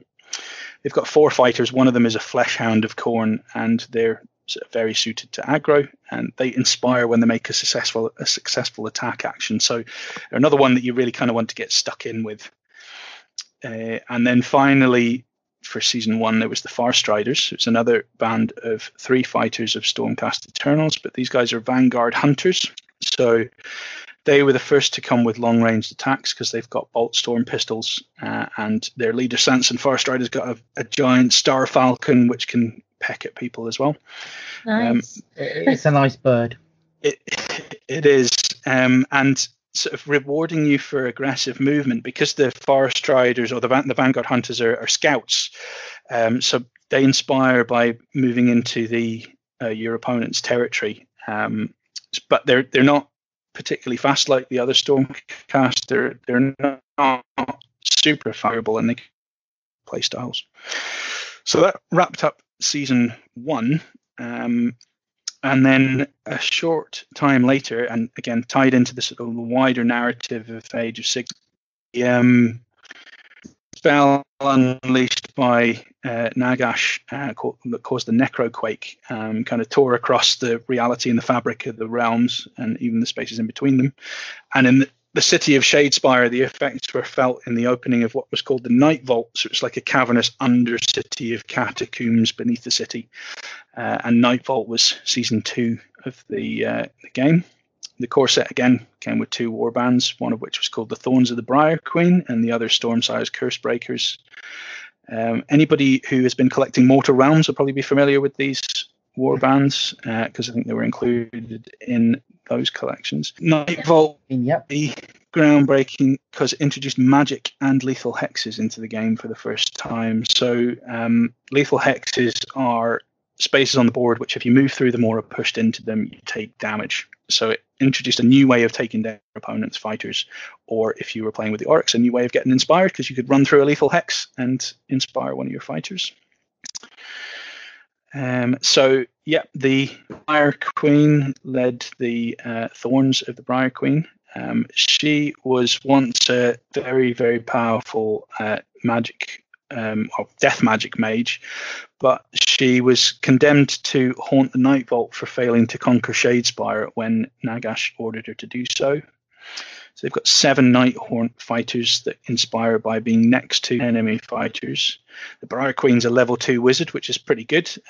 So as with many games, there's sort of tiers to the magic ability. Level 1 is means they're a wizard. Level 2 is a more powerful wizard, and you can get up to level 3 with some upgrades, which is quite powerful. And because they're ghosts, being Night Haunt, they can move through lethal, blocked, and occupied hexes as if they were empty, because ghosts don't care. Just makes sense. Yeah. Yep. And the mix objective and tricky to take down because they're ethereal. So, you have to really, really, you have to make sure that they're dead because they're already dead. Yeah. Picking up on the further, Stormsire's Cursebreakers were a warband of Knight Incantors who were chosen by Sigmar to investigate the Cataphrane curse and see if we could break it, or it could be broken. Accompanied by another 2 Knight Incantors of the Sacrosanct Chamber. There's 3 of them in total. They're all wizards, and they inspire by successfully casting a spell. So, like the other Stormcast warbands, it's quite tough and quite slow, but they were quite powerful for much of the Night Vault season because they could all cast spells. So that rounded out the core set, and then there were a number of other expansions. One of the things that will become clear as we go through is that you can see sort of some of the niches being fleshed out, and the gods of the Chaos Pantheon all kind of getting their own dedicated war bands. So the next up actually are devoted to Tzeentch, and they're the Eyes of the Night. They've got 5 fighters, and sorry. Awesome. Just saying, it's awesome. Well, they were, yeah. They were really cool because they had a mix of fighters in them. So they're led by their leader Vortimus, who's quite powerful, casting spells, and he can summon a blue horror that becomes a brimstone. You kill it. So as long as you keep him alive, you can just keep summoning this horror back again. They're quite orientated towards control, and most of their fight is inspired by making a successful ranged attack because their spells, they can cast spells as well. And they also have a Zangor called Kacharik, who, if he's standing next to somebody who can successfully cast a spell, get inspires. So yeah, really playing into the sort of Tzeentchian aspect of magic and trickery and horrors, I suppose. Next up were Zarbag's Gits, who are the largest warband in the game so far. They've got 9 fighters, 7 goblins and 2 squigs. So led by Zarbag, who's a wizard, but they're as squishy as you'd think goblins would be. But also they inspire when you've got 3 glory points, which again plays into, I suppose, the goblin seeking treasure aspect. But they've also got a guy called Stark, who's a fanatic, and anybody who remembers Warhammer Fantasy Battle of old will remember the sort of wind them up and go with goblin fanatics, where you'd just sort of unleash night goblin fanatics from bigger units and they'd career off around the battlefield, mangling just about everything. Well, Snurk works in kind of the same way, and there's every possibility that he will smash your opponent to bits, or you if you're unlucky, because it's a giant whirling cannonball on a chain. It's not really accurate. They sound a bit unwieldy with 9 fights. Yeah, he's an absolute lunatic. And I was really pleased to see that they put that aspect of the Night Goblins in, because fanatics I think they're just a core aspect of Night Goblins, really. So yeah, nine fighters it seems a bit unwieldy, especially because you've only got 4 activations a turn, but they've got some unique tricks with movement actions and reactions, so they can sort of up on you and stab you with lots of pointed sticks, which is very, very Greenskin, I think. The Godsworn Hunt, they're really cool. They're Dark Oath Barbarians. So they were kind of, these guys' appearance was kind of preempted by the Dark Oath Chieftain in Silver Tower? Was it Steel Tower? That's Silver Tower, that's the one. And then with Malign Portents, I think there was a Dark Oath Queen, Warrior Queen. Yeah, Dark Oath. They are sort of very Conan-esque in their appearance, I think.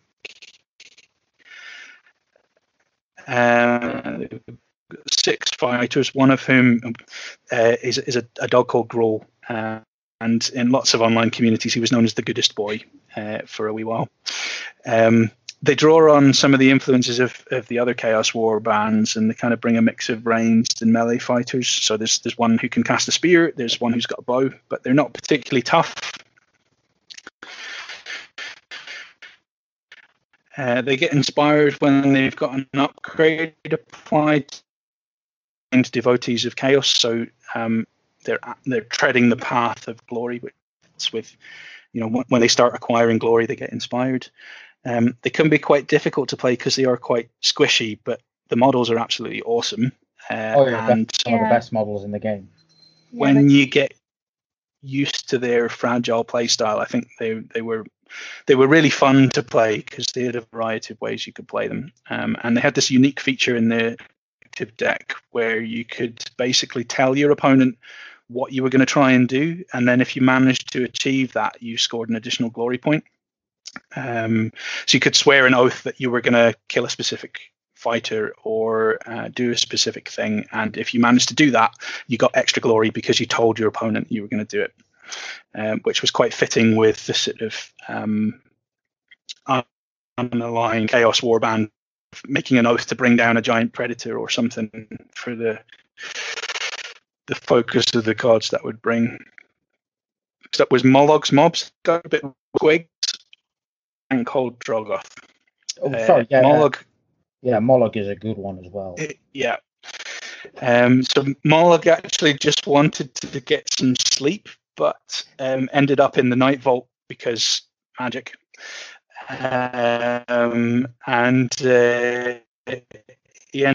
He's really tough and very smashy. He's got 7 wounds, which was the most in the game at the time.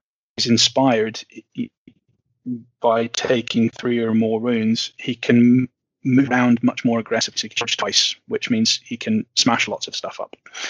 The squigs can't hold objectives, but each one's got unique abilities that can make them a nuisance. So there's a bat squig that can fly around, but it's the mushroom squig, I think, which releases spores if you get too close to it. And there's a stalag squig, which is what happens when you cross a squig with rock formations. And it's as bizarre as it sounds.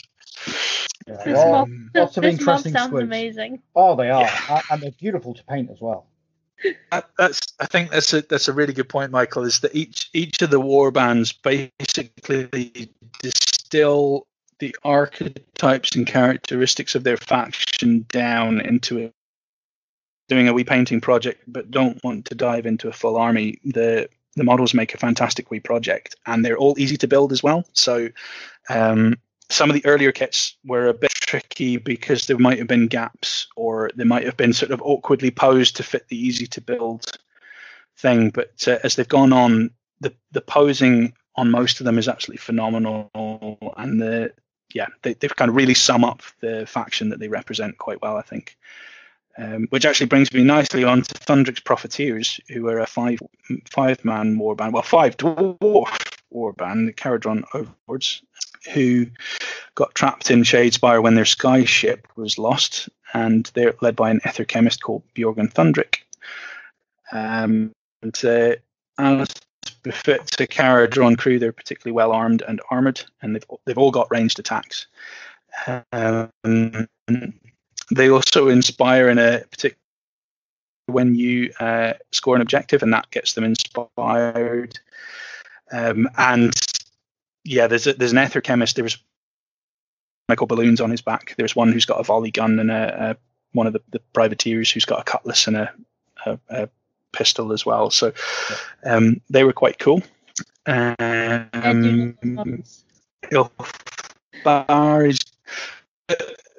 really do look the part of a band of adventurers who've wandered in looking for treasure and now are a bit stuck. They're really cool. Yeah.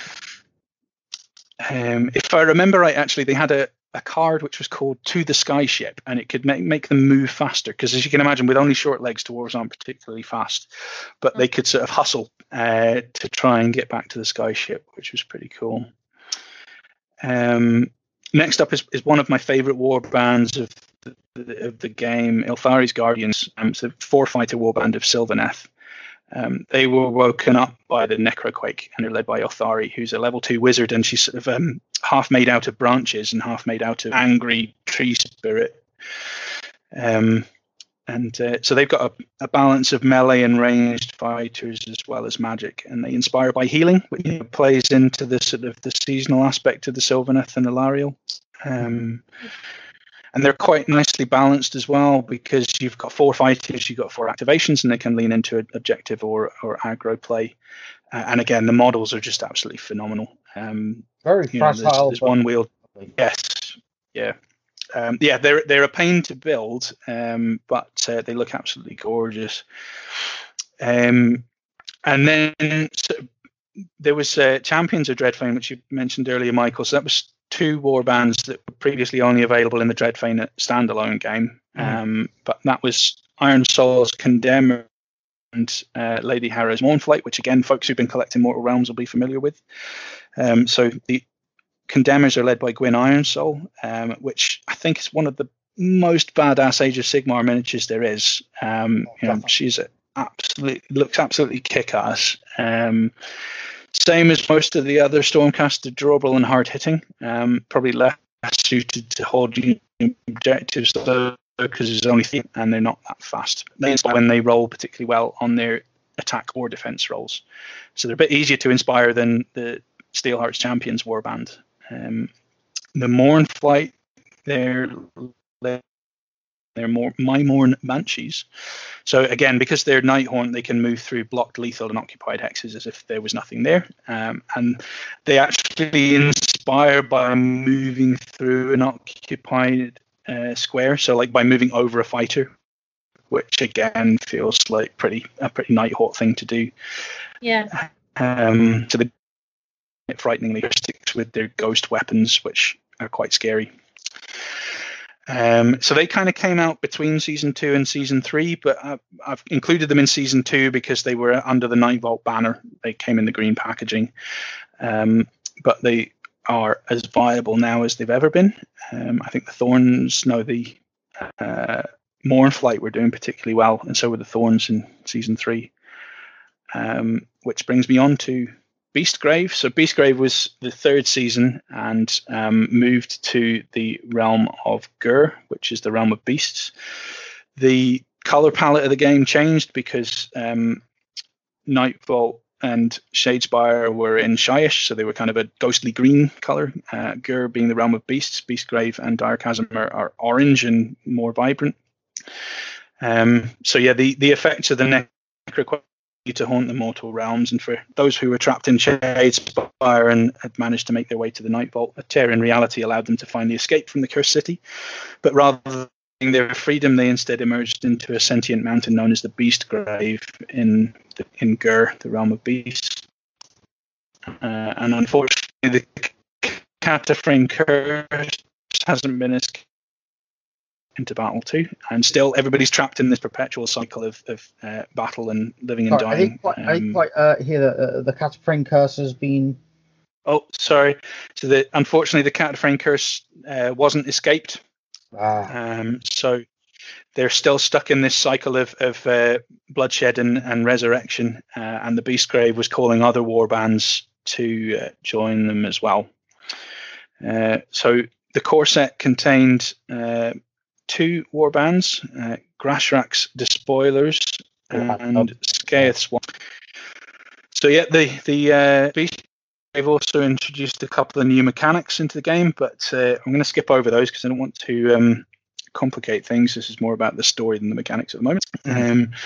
But essentially, because it was the realm of beasts, it introduced mechanics around being hunters and quarry. So it was kind of playing into beasts, prey, and they sort of changed the way that fighters and cards interacted with each other, usually giving you an advantage at a cost, but it was quite a cool new element to the game. Grashrak's Despoilers, they were a really cool 6-fighter warband, and they're beastmen. So they're led by Grashrak, who's a Bray shaman. They've come to Beastgrave to revel in the unending carnage that the mountain. They inspire when 2 or more enemy fighters are out of bat, quite fitting for a Bray herd. And they've got a mix of ranged, melee, and magic. So the Bray Shaman can cast spells. They've got a big Gore who can smash things with his giant axe. And then there's a few Ungores who've got bows and spears. And they can fit multiple play styles with the right deck. So this is where the balance was starting to come in from the beginning, where you could sort of play whichever way you wanted rather than being a wee bit more restricted. The other warband was Skaith's Wild Hunt, which I thought were absolutely phenomenal. So these guys introduced the new race of the Kurnothi. They're kind of a combination of wood elves and satyrs and centaurs. And I think we're probably likely to see more of them going forward in AOS. I hope so. In fact, if I remember right, there is a Kurnothi in Cursed City. Yep. Yeah. So I think as the storyline rolls forward, we might see more of those, more of the Kurnothi in the mortal realms. But they've travelled to the Living Mountain in the hopes of finding the heart of the mountain so that they can kill it and stop it from corrupting things. They inspire separately when they've got a charge token at the end of a phase.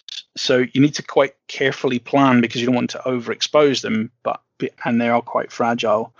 But they've got another mix of ranged, melee, and magic, and they can do multiple things. And they're led by Skaith, who's this monstrous sort of centaur with a spear and a shield that looks really cool. Yeah, cool. The Grimwatch are these guys have got a really cool narrative. Actually, they're Flesh Eater Courts warband with 7 fighters. So there's 6 ghouls and a pair of bats, and they're led by a duke who, they share this delusion in the same way that all the Flesh Eater Courts do, that they're sort of questing nobles protecting their kingdom, when really they're horrific ghouls and monsters that feast upon flesh. So the Duke's got this giant halberd and fancies himself as a noble ruler of their kingdom, when in reality he's this sort of shriveled husk of a former man with a mangy fur and bones rammed through his shoulders and stuff. But while he's alive, you can resurrect some of the weaker fighters. So there's again kind of this sort of horde of the undead. Like they're very definitely a control warband, but they were very, very good, and they're quite quick. They also inspire when there's fewer than 2 enemy fighters in your territory. So they were kind of quite possessive, which again fits with the Flesh Eater Courts sort of, we're going to take over this cave and it's ours. I do think they missed a trick with them by not having the artwork on the card represent what they thought they were. Yes, yeah. There was a couple of hints. So there was a character I think called Gristlewell Greatsword, who has got this sort of massive thigh bone, which you could imagine him thinking is a big 2-handed claymore type sword. But yeah, you're right. The sort of illusion of what they thought they were would have been quite a cool thing to play with. That would have been awesome to see. Yes, you're right. I think I missed a trick there. The next war band, these guys are really cool as well. I think these ones are one of my favorites. They're Ripper Snarlfangs. Oh yeah, love fighters. They've got giant wolves. So they're led by Ripper Narkbad, who was exiled from his tribe of other goblin wolf riders after he led a failed coup against the leader. So he's convinced that one of Gorkamorka's legendary axes is hidden in the mountain of Beastgrave. And they're really, really fast, and the wolves can actually attack as well. So they're not particularly accurate, attacking and wolf attacking an adjacent fighter, they can chew through some warbands really quick. And they're really, really aggressive and incredibly fast as well. So they've got, you know, this ability to be very, very mobile, and you can't really hide from them. They've got this kind of cool mechanic for inspiring as well, where Ripper inspires when he's got 2 or more upgrades, which kind of fits him being the boss goblin and having the most treasure gets him inspired. Yeah. But his 2 sidekicks inspire when you attack Ripper, which kind of fits with the idea of them being like, oh, we better protect the boss. Yeah. So that's quite cool. And it can give your opponent kind of a tricky decision sometimes, because you might want to take down the leader, but then as soon as you attack him, you inspire his 2 subordinates. So is it worth the trade-off? Yeah. And they've got really the Worms warband. They've got 3 fighters, and they look suitably disgusting, as you'd expect for being Nurgle-esque. They're led by a sorceress called Fecula Flybone, and actually the reason they're called the Worms Bat is because, if I remember right, they travelled to the Beastgrave in a giant worm, which then regurgitated them into the mountain and went off to do things. So Yeah, not for the faint-hearted, but yeah, they really tough, which I think is quite what you'd expect from Nurgle fighters. Really, they're very hard to kill. When they take damage, they're capable of actually reducing the amount of damage they take on their defense. So even if you're actually doing damage to them, the chances are they're going to be a wee bit more persistent than other fighters do. And they can use some of their cards to heal up damage or damage that's being done, so you can just sort of keep them going a lot longer. And they also had this kind of really cool mechanic called cycle cards, which fit with the sort of cycler nature of decay and pestilence. They get inspired when 3 or more enemy fighters are out of action and or have got wound tokens, so you can get them inspired quite quickly. Various cards and killing and wounding fighters. They were one of my favorite warbands, and they were really cool to paint up as well. A lot of fun to win by scoring points, actually, by stopping your opponent scoring points, because they just won't die, and they can sort of keep your opponent off objectives and stuff. Hrothgorn's Man Trappers. These are a 5-fighter warband led by a ogre called Hrothgorn, and they were ranging ahead of their tribe when the Icebrow Hunter, who's the big saber tusk that's in the warband, caught what he thought was a scent of abundant prey up ahead. So they hungrily followed the trail, but then realized they'd been lured into the Beastgrave instead.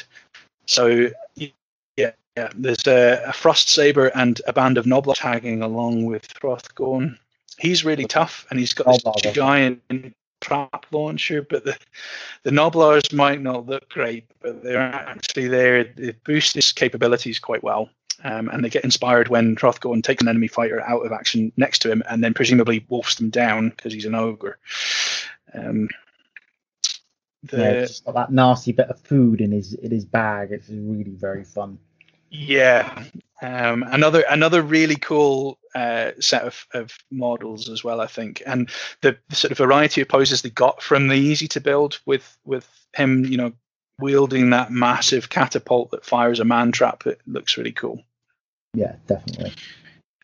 Next up are some devotees of Cain, Morgwaith's Blade Coven. They've got 5 fighters led by Morgwaith, who's a hag queen.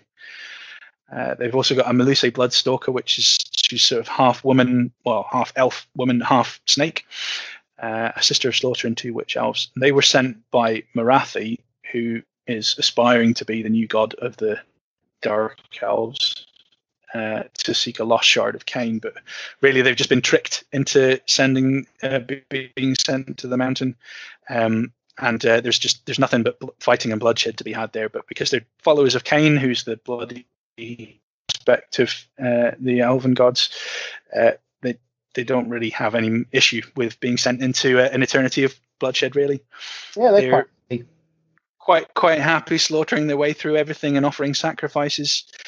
They're incredibly fast, but very fragile, kind of glass cannons, really. Expire by the time you get to the third round of the game, which is quite interesting because there's no other warband who will do that that's guaranteed to get inspired. These guys, I suppose it's the fact that they've been in the fight for long enough to get their blood up.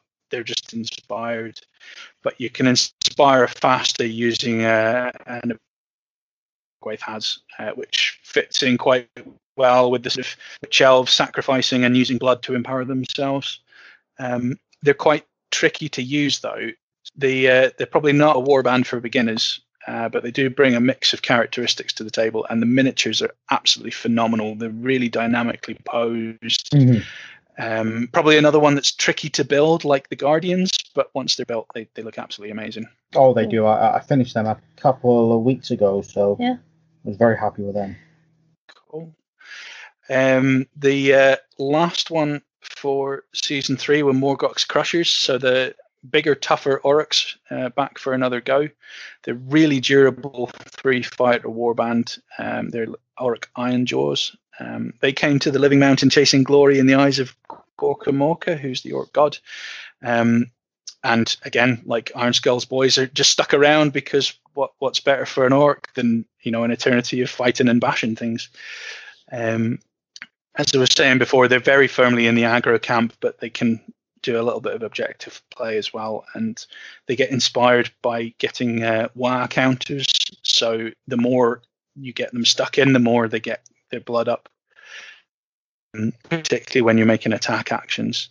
They're another set of absolutely amazing models. I really enjoy painting mine up, and they're really fun to play because you don't have to think too hard about what you're doing. You can just get stuck in and start smashing things. Yeah. But they do lack magic and ranged attacks, though, which is something to bear in mind, which fits with the orcs. But yeah, something to think about when you're playing them is that you really do need to get stuck in because they don't have any other way of attacking. So they rounded out season 3, and then there was a sort of a wee break, obviously, because of the current circumstances that the world found itself in.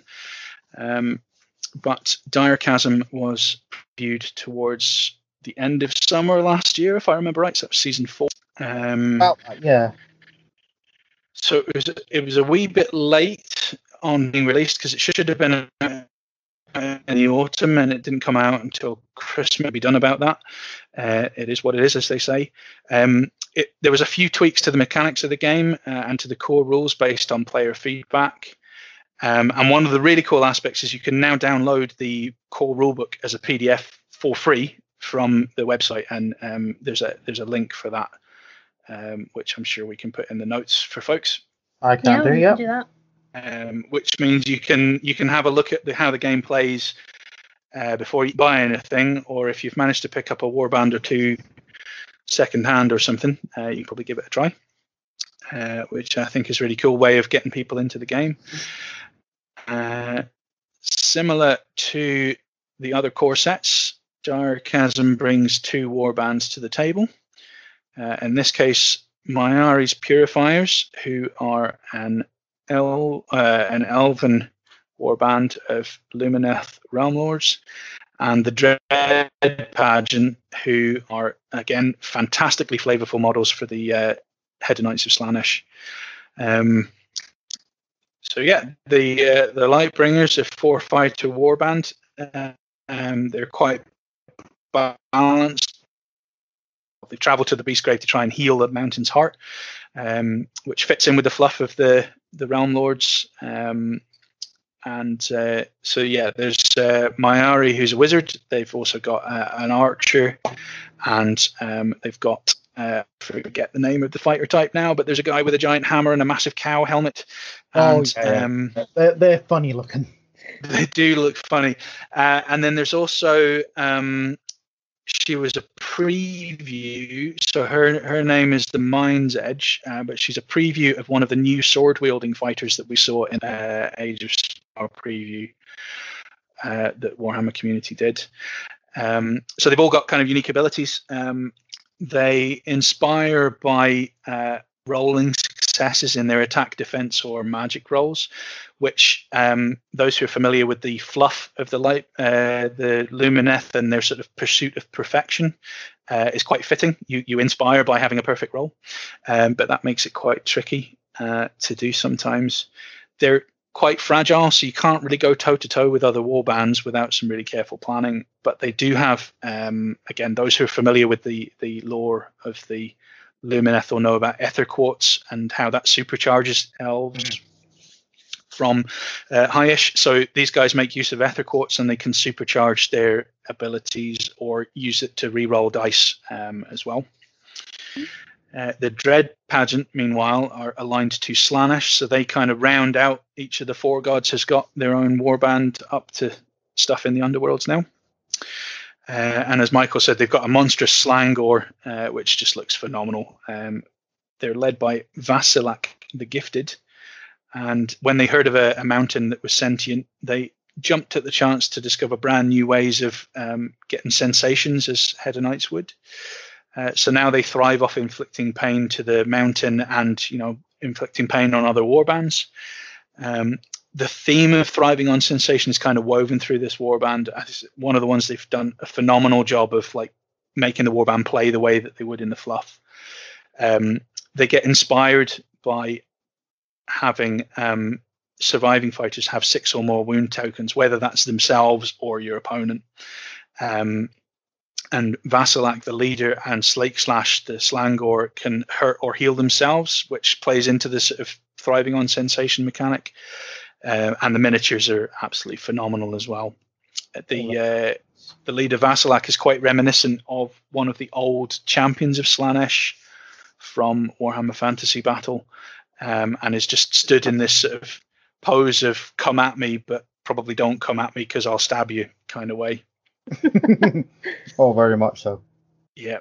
And then I'll just sort of quickly run through the rest, because we've had Diachasm, the core set with those 2 warbands, and then we've had the first expansion, Kagra's Reavers, who are a 4-fighter warband of Slaves to Darkness. So going back to the old Chaos Warriors type of look.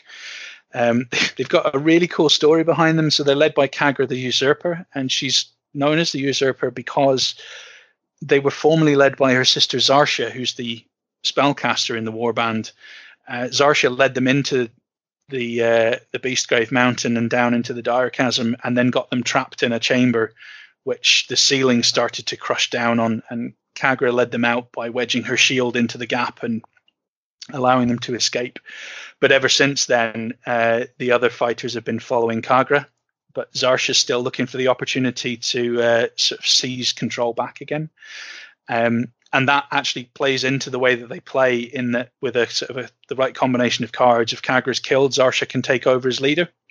So they're the first warband in the game that can potentially have 2 leaders in play. Well, not in play, but 2 leaders in the warband. They're also, fittingly for Slaves to Darkness, they're about desecrating objectives. And they've got a mechanic whereby they can actually deny objective tokens to their to your opponent on a temporary basis.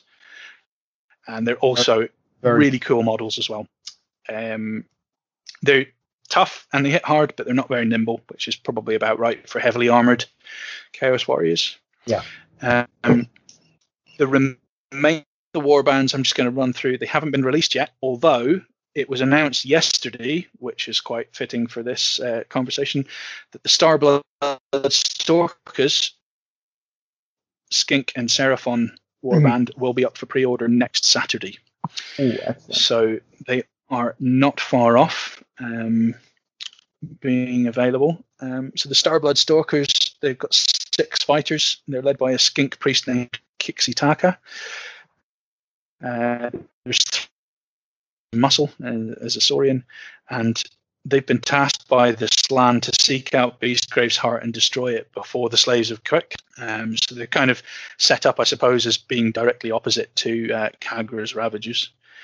The Crimson Court, they haven't been released yet either. They're a 4-fighter Soulblight Vampire Warband, another set of phenomenal miniatures. Oh, yeah. And it's been hinted that they'll be really aggressive, which I think fits with vampires, and they'll have like a mechanic around thirsting, which will be quite cool to see how that works. Will do. Yeah. I think that, well, I imagine that they'll probably play into Cursed City and the sort of exploration of Soulblight that has been hinted is coming as well. So it'd be really cool to see how that develops. They've shown off a few vampire models, and I think we should be expecting vampires at some point. Definitely. And just on that note, the White King on Skeletal Steed is looking amazing as well. Amazing to the point that I went back to looking at a couple of times around Death Forces and then the core rulebook, and then was like, no, you don't need another project right now. Yeah, I was the same. That White King is calling to me, but I'm like, nope. So yeah, the other one that's been really quite heavily focused on in previews is Headcracker's Mob. These guys are another Auric warband, but they're Bone Splitters this time. So they're led by Headcracker, who calls himself the Gob of Gork, and he's a savage orc shaman. They've come to Beastgrave to hunt the biggest monster of all, the mountain itself. Whether you can actually hunt a mountain or not is probably something that they don't even care about. They're greenskins, but anyway, they're apparently quite well rounded. Yeah, we'll give it a shot. They'll give anything a shot, I suppose. They're quite well rounded. They've got 2 ranged and 2 melee fighters. They apparently take really good advantage of the hunter and quarry mechanics that were introduced in Beast, which I think is quite fitting for Bone Splitters being trackers and trappers and hunters. And again, really dynamically posed models, and Headcracker looks with his staff raised up and he's kind of dancing, and he's got a big mask on like a shaman, Bone Splitter shaman as well. So and a snake. And a snake, yes, that's right. Can't forget the snake. The last 2 warbands, there's nothing known about them other than the fact they've been featured on the Underworlds roadmap. So if I remember right, the last roadmap preview showed a silhouette of the next one, but looking at the logos on the roadmap, there is an Ossiarch Bone Reaper warband to come. And an Identity. And there's an Identity-kin ones. So we'll find out more about the year goes on. They did preview a silhouette of one of the fighters of an Ossiarch Bone Reapers warband. And although I must admit I wasn't particularly keen on the Ossiarch Bone Reapers to begin with, the more I read about them, the more interesting they sound. And I think if they carry on along the line of like the war archetypes of the ranges and being very dynamically posed, it could be a really interesting one to paint with lots of different textures of sort of segmented armor and bone and weapons. So that'd be quite cool. And the Deepkin could be interesting as well. They might see some of the sort of smaller beasts come into play there. I don't know. We'll have to wait and see. And then very, very quickly, again, we saw in one of the previews that the starter set that I mentioned coming, the pictures have revealed that there's 2 warbands in the starter set, the Storm of and Wraith Creepers even. So again, those who've been collecting Mortal Realms will be familiar with these miniatures, or if you've picked up any of the easy to build miniatures, you've probably seen the Castigators and Gryph-hound and the Glaive Wraith Stalkers.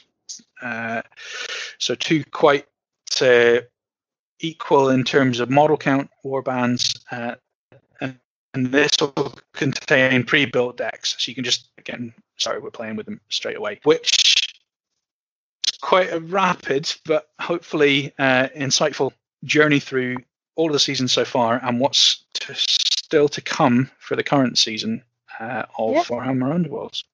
Fantastic. So obviously there are, as you say, 2 starter sets you can go out and buy right now. Beastgrave and Diachasm. Both quite good. And where else would you recommend people go to find out a bit more if they want to start delving into Shadespire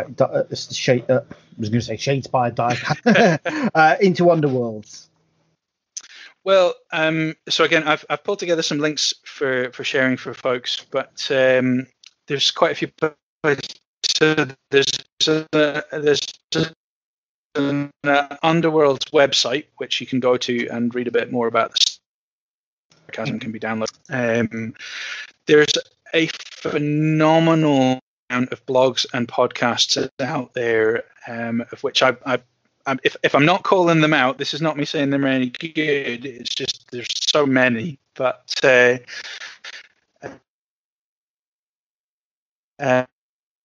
into the game, there's also Steel City Underworlds and Hexes and Warbands. They've got some great blogs and some really good articles. Set the Tempo is another good one, as well as Path to Glory. That's a good podcast. There's also Into the Glory Hole. I think they're mainly based on YouTube, but they've got some great videos.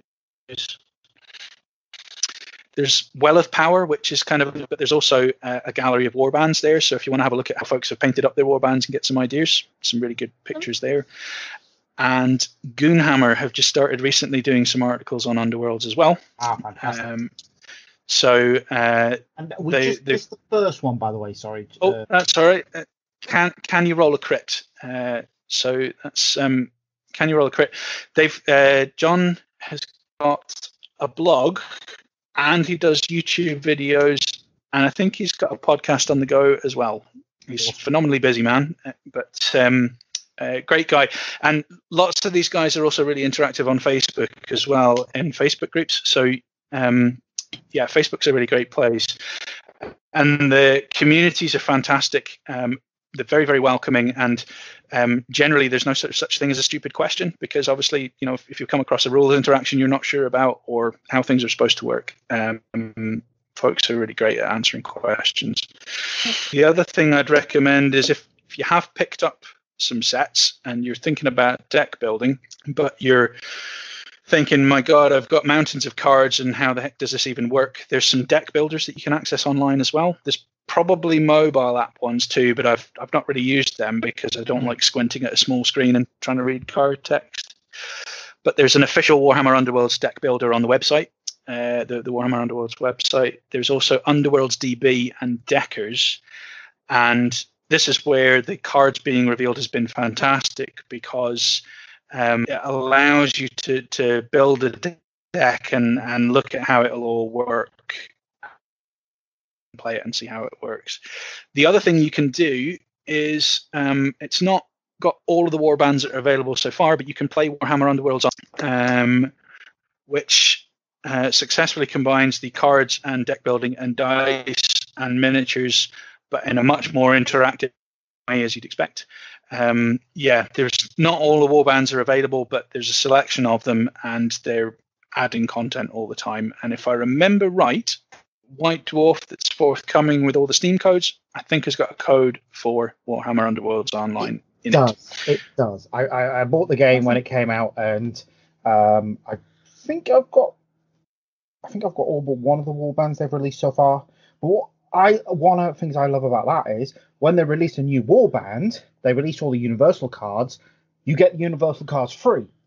Yes. You don't have to actually buy the warband to get the universal cards. Yeah, and I think it's a really good touch for allowing people to focus on playing the factions that they want to play,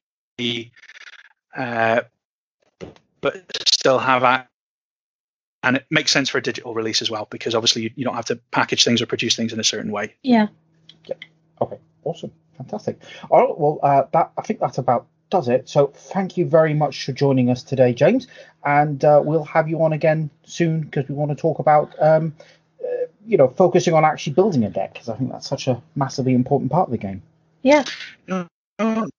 Thanks very much for having me. It's always great stuff, particularly about Underworlds. So hopefully you guys will pick up Dire Chasm or drag one of the other core sets you've got covered and give it another go. And I think that's maybe even talk about. Excellent. Well, maybe we can even talk about some of the things that you've come across when you're deck building yourselves. If you give it another. Yeah, that would be awesome. Cool. All right. Thanks very much, Thanks James. very much. No worries.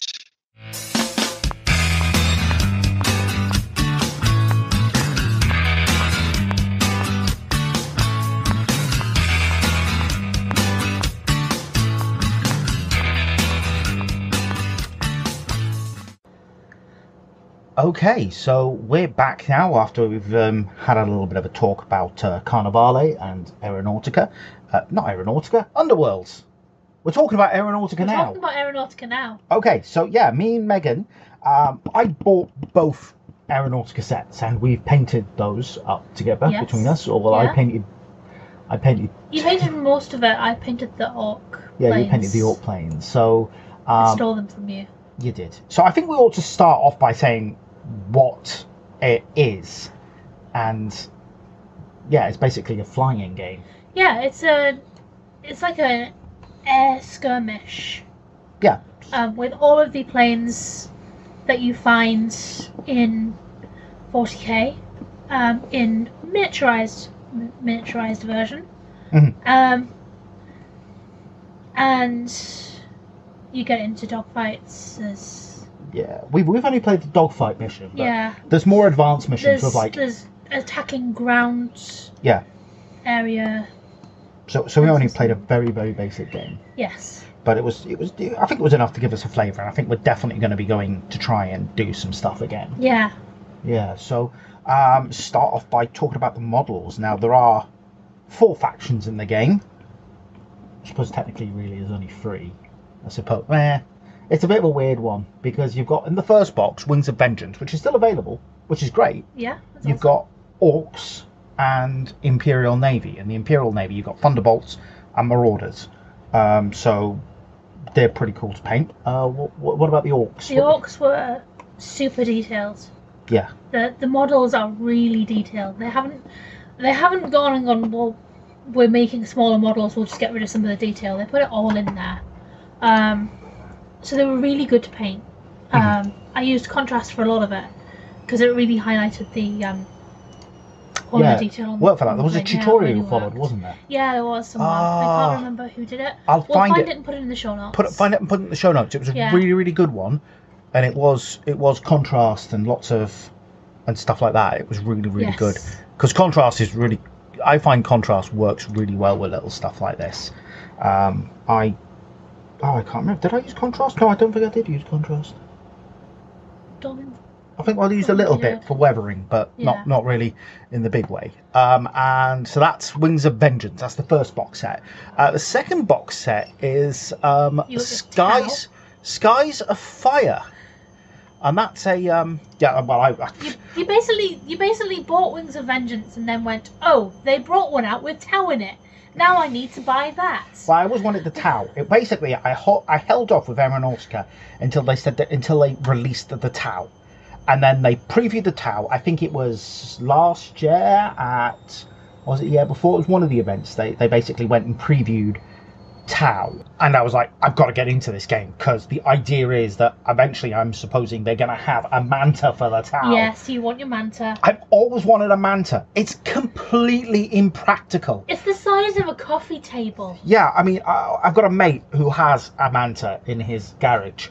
His garage is like a huge Warhammer table. I mean, it's massive. His Warhammer table is literally the size of the studio. Wow. You have to crawl under it to get into the middle. It's ridiculous. But it's like, yeah, I'd love that. We played Apocalypse on there a couple of times. But he had a Manta. He's unpainted, which is like, it'd be like, if I had it, that would be getting painted like right away. Anyway, so he had to literally use a turned over big sort of box to sort of put it on the table, and it's just completely impractical in game, but it's so awesome, and I want to own one. So I'm resigned to only owning an Aeronautica one. I'm happy with that. So you're hoping to produce one? I really hope. Please, Forge World, if you're listening, a Manta, please, a Manta. That's all I want, a Manta. Anyway, so yeah, Tau. Anyway, I rushed out and then bought Wings of Vengeance, thinking, right, I've got the starter set for all the rules and stuff. And then I didn't really read the announcement properly. It was actually a second starter set, so I could have just gotten the first one. Yeah. But you wouldn't have had Yorks. You wouldn't have had Yorks. Yeah, we wouldn't have had Yorks. So anyway, so the models absolutely fantastic. The Tau you get in that box set, Skies of Fire, you get 3 Barracudas and 2 Tiger Sharks, which is really cool because Tiger Sharks are massive models in themselves. In real life they're massive models, but in this they're a little bit more manageable. But actually, saying that though, these planes are actually the same scale as Titans from Titanicus. Yes, yeah. So, you know, I know a lot of people use these planes as scenery. Yeah, and the ground Sacrilege. assets as well can be used with Titanicus as scenery. Yeah, but sacrilege, because they should be used for this game, because it's really, really good. So, we played a game on... Was it Saturday or Sunday? Sunday. Sunday. We played a game on Sunday. Yeah, that was really good. Yeah, so how did you find the actual game? I really enjoyed it. Yeah, me too. It was... Even though, spoiler alert, I got my arse whooped. You really did. I really did. It was really easy to pick up. Mhm. I watched the video on YouTube from by Becca. Becca Scott's video, Becca yeah. Scott's video. The night before, and that we'll put that in the show notes, because if you want to get into this game, watch that video. It's Absolutely. It tells you everything you need to know, and it's really succinct. It's awesome. So I went into it pretty much knowing what I needed to do. I was teaching Michael the game from holding the rulebook in one hand and remembering the video on the other hand. So it was really easy to pick up. It was really fun to play. The turns are quite quick. I took a while moving on my planes. Yeah, I think the only downside for me was that you had a lot of analysis paralysis, but as you pointed out, that's because most of the game you had more planes than me. Yeah, especially once I started knocking yours off. Yeah, thanks for that, thanks for that. But it works slightly similar, I guess, to X-Wing, in that you select your maneuver, your ace maneuvers, before the round starts, which is quite interesting. Yeah, so you all select your maneuvers secretly, and then the person who has initiative basically reveals one of their maneuvers and goes first. Yeah, pretty much. Moves one of their planes, and then your opponent moves one of theirs, and you continue until you've all moved, and then you go into firing. So you have to anticipate where your opponent's moving to and where you want to move to in order to fire on them.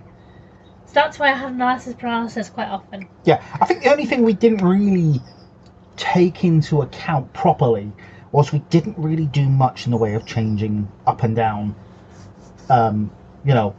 altitude. No, you can change your speed and altitude. So we changed speed quite a lot. But we didn't do so much with the altitude. But we pretty much stayed on the same couple of altitudes. Yeah, 3 and 4. 3 and 4, yeah. But there are risks if you go too high or too low. There are, yeah, stalling. So So- I think we'll definitely have to be picking up another game. I'm going to put it out, our game, try and put it out as a battle report later this week. That would be good. Yeah, so try and put it out as a video battle report. But yeah, that was fairly good. I really enjoyed it. Even though I got my arse handed to me. And I think that was because I went in with like, right, I'm going to go and play, and didn't even consider looking at the actual weapon stats on my planes, which were all, right, these need to be at medium range. I can't be getting up close. Yeah. So that was my fallout. You've got the 3 ranges. You've got short range, which the orcs were really good at, and I knew they'd be really good at because that's what orcs are like. Mhm. There's medium range, which you were good at, and then there's long range. Yeah. And I basically ignored. It was like things like my las cannons didn't work at short range. And I was like, what am I doing? But when you were able to hit me with them, they were really bad. Oh, So I just tried to stay close to you after that. Yeah, so definitely interesting game. But I'm going to change up next time, and I'm going to use the Tau, because that's what I got into this game for. Because I love Tau aircraft, and I just can't wait for things like the Remoras to come out. I'm guessing they're going to be Forge World. They're sort of like little drones, but they're tiny. They're going to be tiny. Yeah. And I definitely want some more. Yeah, so in terms of expansion, there's some really nice models in the range.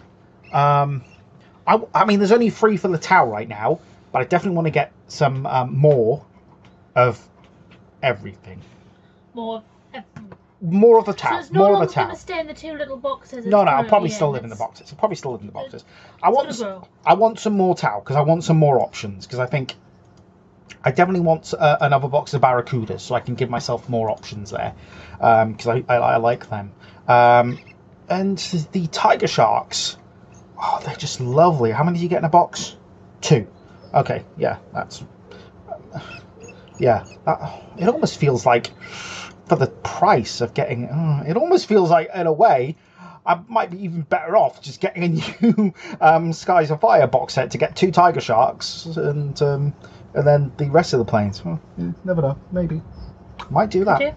I might do another Wings of Skies of Fire box. I want a Grot Bomber. You want a Grot Bomber? Yes. I know you want a Grot Bomber. I mean, they look cool. I just love them. They look cool. I mean, the little Grot Bomb. Yeah, they're amazing. So cute. Yeah, they're amazing. And yeah, and the Avengers Strike Fighters. I'd love some of them. They are interesting models. Yeah. They're nice. There's lots of cool stuff because the other box, Skies of Fire. I don't think we mentioned what it's got in it. It's got Imperial Navy / Imperial Guard. Which is sort of like this weird Imperial Guard can work with the Imperial Navy, and they have their own thing, and it's a little weirdy thing there. But they've got Lightning Fighters, which are really cool. They're in Heresy. They're just incredible. It's got 2 Valkyries, and I built 1 Valkyrie and 1 Vendetta, and I built them to match my Militarium Tempestus. Yeah. So they're quite cool. And then you get 3 Barracudas and 2 Tiger Sharks. So. Anyway, I think there was one criticism I have of the game, and I'm gonna be right. There's a criticism I have. Yeah. And you and we were both talking about it. Stat cards. We could do with stat cards. Yes, we got into it, and we were having to pass the book backwards and forwards, and it was annoying. And I think it's a thing with all GW stuff, though. You could always use stat cards, and they never have them. Well, unless you're in Age of Sigmar. Age of Sigmar? Oh yeah, Age of Sigmar.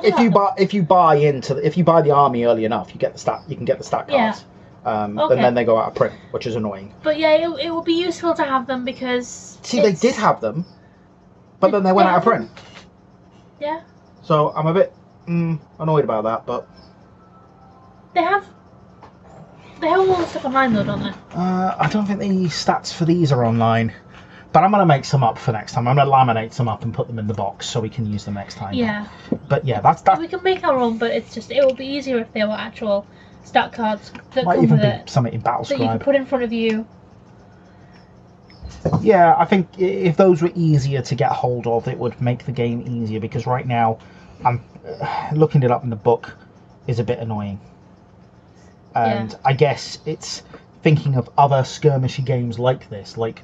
Warcry and Kill Team, you have your stat card and it helps a lot. Yeah. Anyway, right, so I think that's about all we've got to say for Aeronautica. Yeah. We'll get the battle report up later this week, so I guess we're gonna close the show now, so yeah. We're gonna go away. So what plans have you got? What plans have you got for next month? For next month, I think I'm gonna do a tactical squad for Blood Angels. Yeah, I think you said you wanted me to airbrush them. Yes, I wanted to airbrush them. Get a Mephiston red base coat down. Okay, and I'm gonna work on. I'm not sure. I've got a plan. I want to get my termite done. A long-term plan. I've got a long-term plan. I think I want to try and get my termite done for my Mechanicum. I think that would be nice. Mole. Yeah, my mole. I was tempted to paint it yellow. Looks like a Thunderbird but mole. It does look like a Thunderbird's mole. Yeah. So, and yeah, that's kind of cool. What else is there? I have one question. Yeah? I have one question. Go on. When are we buying Carnevale? Oh. Yeah, I think we were both really taken with that game. Yeah, we are, yeah. Yeah, it's a really nice looking game. It is. I think definitely this year. This, in the next couple of months, we'll probably buy a box set. Yeah, maybe the £35, or do you want the full one? Maybe try and dip our toe in with this 35. I think we should see where we are because see where we are in terms of money, I guess. Yeah. The full starter set is. So follow that link to Element Games, guys. It looks very cool. Yeah, it does look very cool. You get a gondola. Gondola, yeah. I'd love to paint a gondola. Yeah. Okay, cool. So yeah, that's I guess what we'll be doing next month. I think we're going to hopefully be talking to the guys from Mantic Games about Armada. Yeah. Or at least I will be. I don't know if you want to join in on that one.